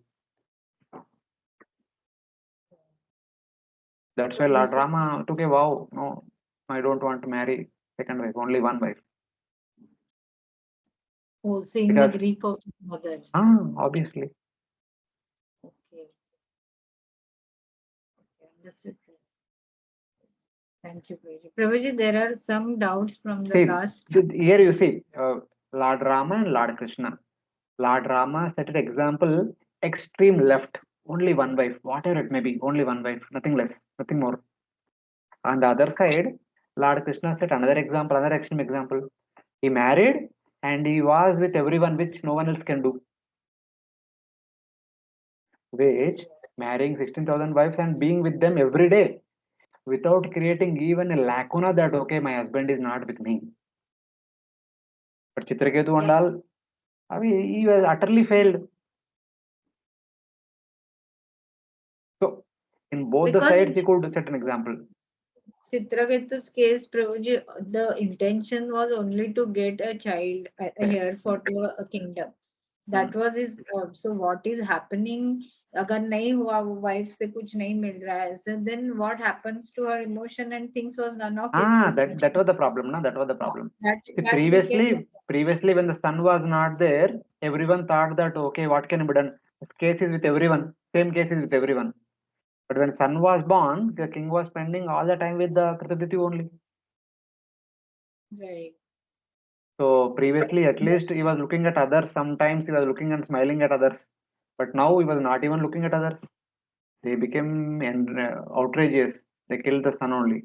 The son is the culprit, is the cause of all this dissension. So it's like Because that. in Lord's case, actually, means it was the display of Lord's opulence as well as Lord's mercy.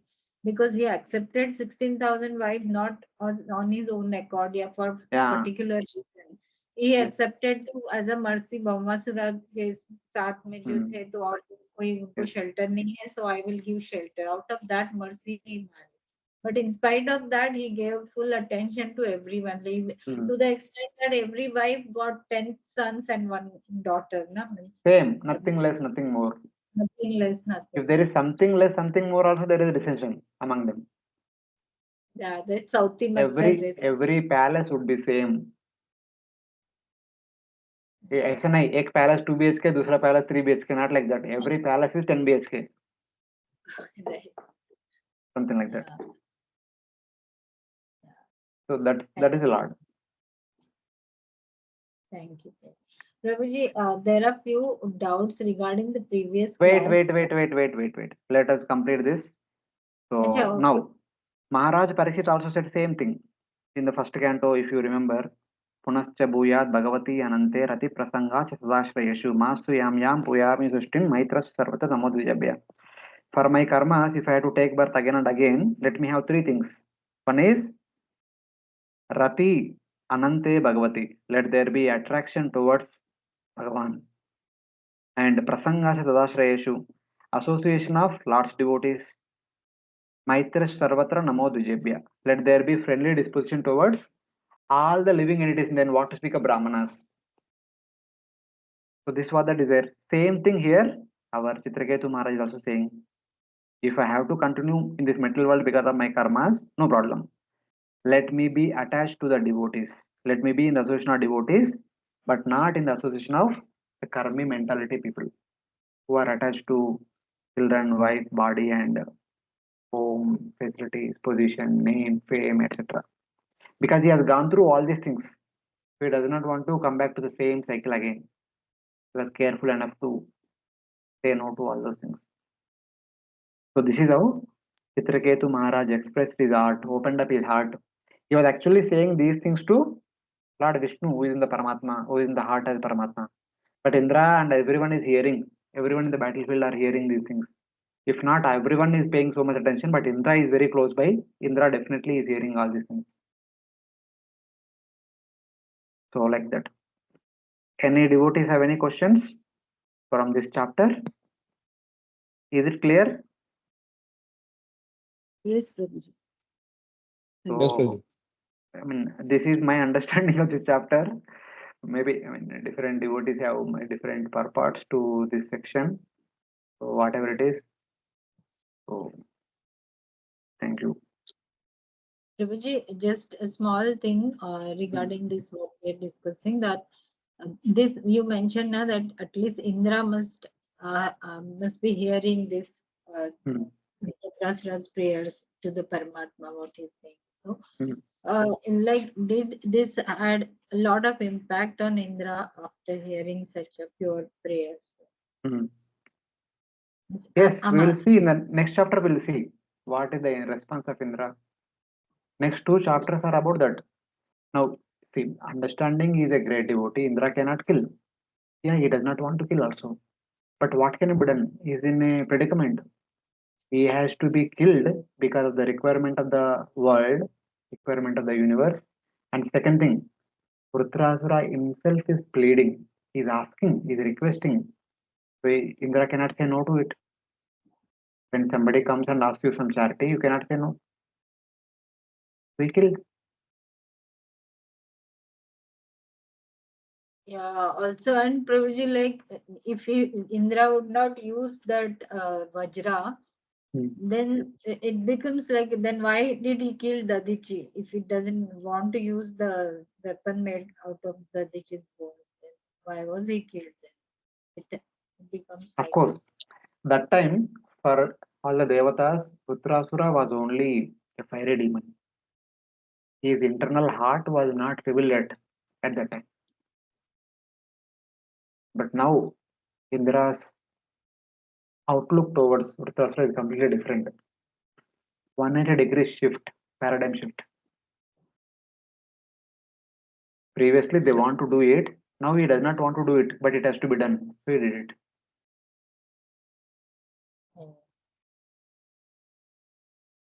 Prabhuji, and one more thing I was thinking in the mind that, see, Vrtrasura was produced, and Hmm. when they saw, means after the Tvashta made the sacrifice, and from that Vrtrasura took birth, and then demigods saw that, oh, this is such a ferocious demon, and we need shelter of the Lord. That is how they went to the Lord, and then Lord gave them instruction. Then they went to the Dichi, and then he was killed, and the weapon was made. So at least quite a considerable amount of time must have gone in all these things. Not so, till that time, what Vrtrasura was doing, he was doing the destruction in the world, or what? How? No, no. See, as we discussed again, they will not attack weaponless person. Battle means two people with two similar weapons. Battle cannot be between two unequal persons with different weapons. This is the same thing na, in the Mahabharata at the end. What happened? After the death of Karna, Duryodhana went and hid himself in the water. And Bhima shouted at him and he came out of the water. Then Yudhishthira Maharaj says, you chose anyone among us, 5 people, with whom you want to fight. If Duryodhana chooses somebody to fight, he has to fight with the same weapons. He cannot fight with the weapon according to his choice. If Duryodhana chooses Yudhishthira Maharaj to fight, he has to fight with Bala. So in Bala fight, no one can stand in front of Yudhishthira Maharaj. If Duryodhana chooses Arjuna, he has to fight with bow and arrow. Duryodhana is not expert in bow and arrow. And Duryodhana chooses Nakula and Sahadeva, he has to fight with their weapons. Of course, they are not as powerful as Duryodhana. He could have defeated them very easily. But Duryodhana wanted to kill Bhima. From the very beginning, Duryodhana and Bhima are like tug of war. So both of them chose mace, same same weapon. So that is the warfare rule. Hmm. So What like is that, same Bala? thing. Huh? What is Bala? You mentioned Yudhishthira's Bala weapon. is you remember Trishula, you remember, na? Yeah. That is single Shula. Okay. Bala is the single Shula. One Shula will be there. That is the weapon of Yudhishthira Maharaj. In Marathi, you say bhala, na? Ah, yeah, Bhala. Oh. That one. The single Shula wala. Lamba wala, single Shula. Is it spear? I don't know the English में क्या बोलते हैं. Yes, शायद yes, वही it's होगा. a spear. हाँ, maybe that one. So in the three Shula, the two adjacent one you remove. What remains is Bhala. Okay. Okay, Prabhuji. So means that time only the He demigods was had waiting. He was waiting. yeah, they had potential danger that whenever the It's world comes up, like in Mahabharata battle also, you see Gita ke liye, everyone was ready to battle, ready for the battle. Everyone was blowing counsel. They should start with the arrows and bow. But Arjuna told Krishna, let us go in between. They went in between. Then there was a discussion of Gita. So Gita discussion was going on. Everyone waited. It is not that okay, क्या बात कर रहे हैं युद्ध के लिए करने के लिए युद्ध करो. So it's see they know they have to fight, but they'll fight only when both of them are ready with weapons. They cannot fight without weapons. greatness of Dharma Yuddha. So it is like Thank that. you. But in Kali Yuga, it is other way. When everyone is sleeping, the other people show weapons. Yeah, they throw even on the general population. Yeah. So that is what is Kali Yuga. Today's भी मर जाते हैं. So today morning only I was reading through those shlokas. I just because today is Ugadi. All of you know what is the significance of Ugadi? Yeah, When we call New Ugadi, all of you people day say of the Gudi Padwa. New Year. Brahma creation, now first day of the first. No, not that. Even one recent reference. Okay, that is Brahma's creation and all. That is very old one, long back. Brahma ji का दिन का शुरुआत में अभी उसका recent reference. Beginning of the yuga. Which yuga? Beginning of which yuga? Kali Yuga. Kali Yuga. About 5,000 years back, on the day of Palguna Amavasya, on the night of Palguna Amavasya, when there was solar eclipse, Lord Krishna departed. After Lord Krishna's departure, Kali Yuga began. And that day is kind of considered as the beginning of Kali Yuga. It is being celebrated as Ugadi, Gudi Padwa, etc. in the South Indian states. They celebrate. So this is the day on which Kali Yuga began. And yesterday night was the time when Lord Krishna departed from this world. Yesterday night also we had a solar eclipse. Like that, 5,000 years back also there was a solar eclipse. That time only Lord Krishna departed. Afterwards, the new Yuga began. And Lord Krishna departed in such a way that before departing, Lord Krishna only orchestrated the fight, a great ghastly war among the Yadavas. And the Yadavas were killing each other. And then Lord Krishna was killed by a hunter Jara by shooting an arrow at his feet. And Lord Krishna's dead body was lying down. So what kind of people, whoever hear these things, they will say that what kind of devotees are the Yadavas? What kind of Lord is Lord Krishna? He is a Lord. He is killed by a ordinary hunter. These people speak great, very great about him. And he himself killed his own kinsmen, his own family members, the Yadavas. So are they devotees? What kind of devotees are they? By saying that, the Kali Yuga will begin. Mahabharata says that when Yudhishthira Maharaj was ruling for those 36 years, though it was the fag end of Dwapara Yuga, but the entire atmosphere was like that of Satya Yuga. Everything is full of dharma. Even if you read first canto, you will understand what kind of things are happening in the Yudhishthira Maharaj. It was like Ramarajya. So, Satya Yuga is like this. This is a sloka from 18th chapter of Bhagavad Gita, sloka number 31 or 30. I don't remember. I just opened the sloka. Pravrittim cha nivrittim cha karya karye bhaya bhaye. Bandham moksham cha ya vetti. Buddhi sa partha sataki.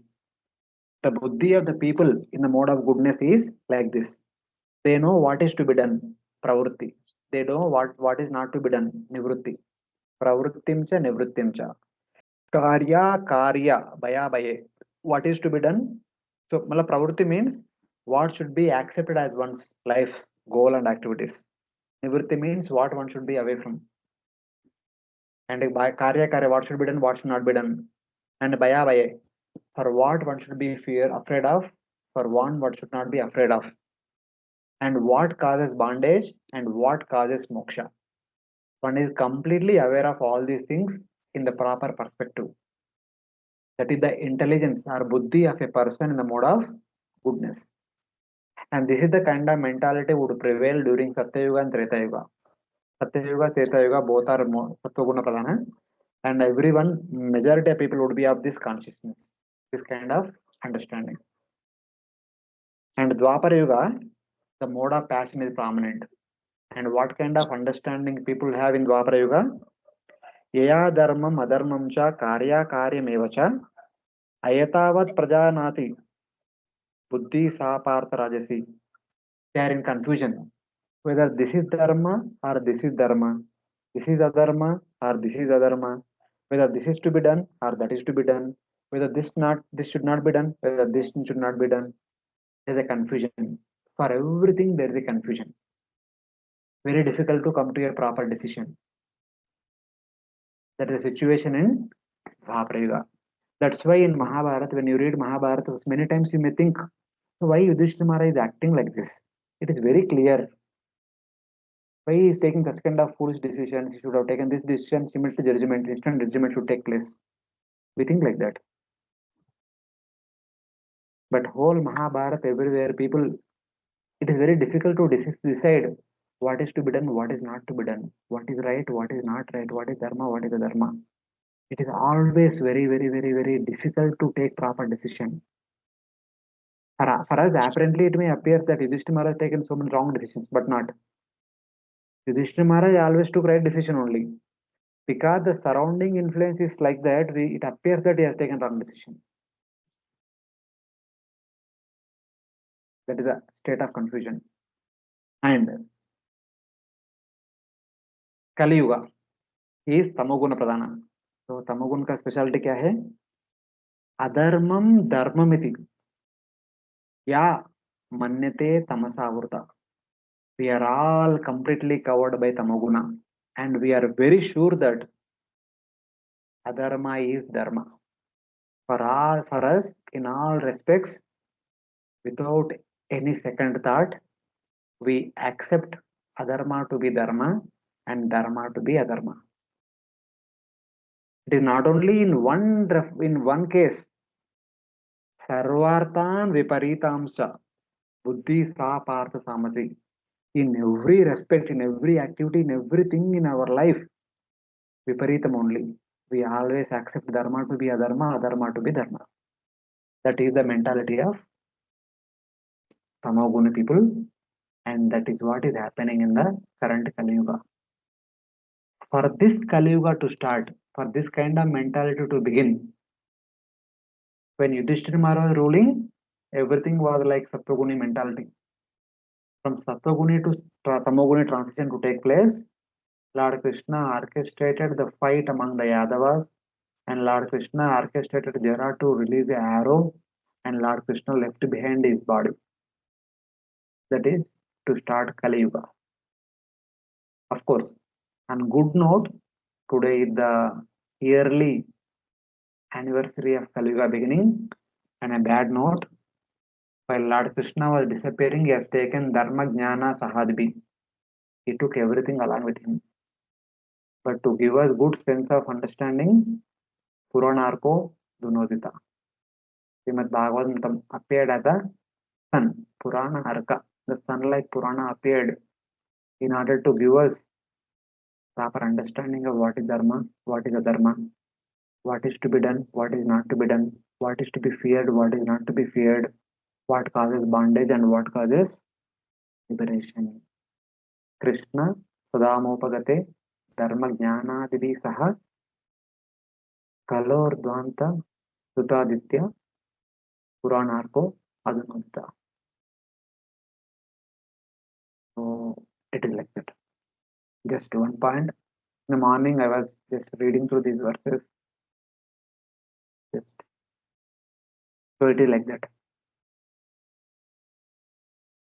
So many times for us to decipher what Bhagavatam is saying, very difficult, because our current understanding of things, we are influenced by surroundings, Tamoguna and all. So it takes some time to appreciate what's happening here.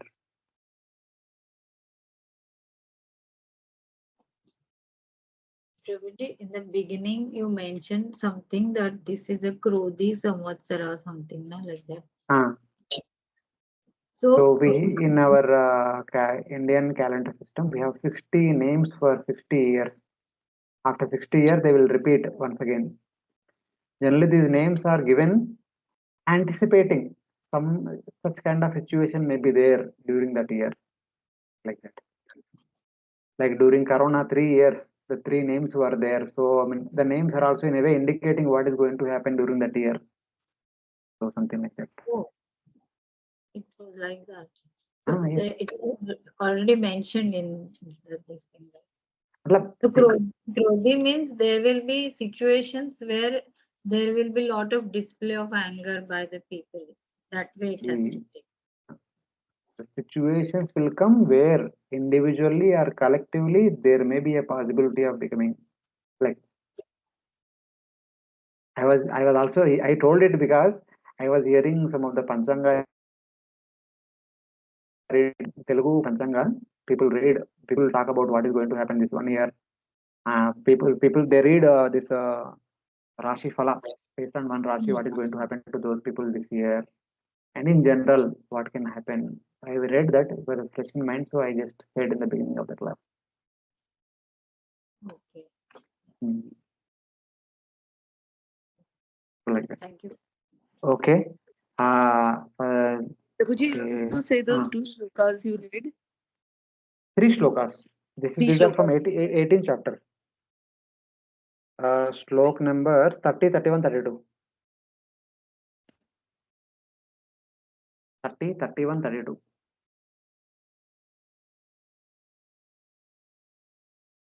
Okay. I will stop the recording. Thank you very much. Hare Krishna, Thank you very much. I want to say thanks to all of you.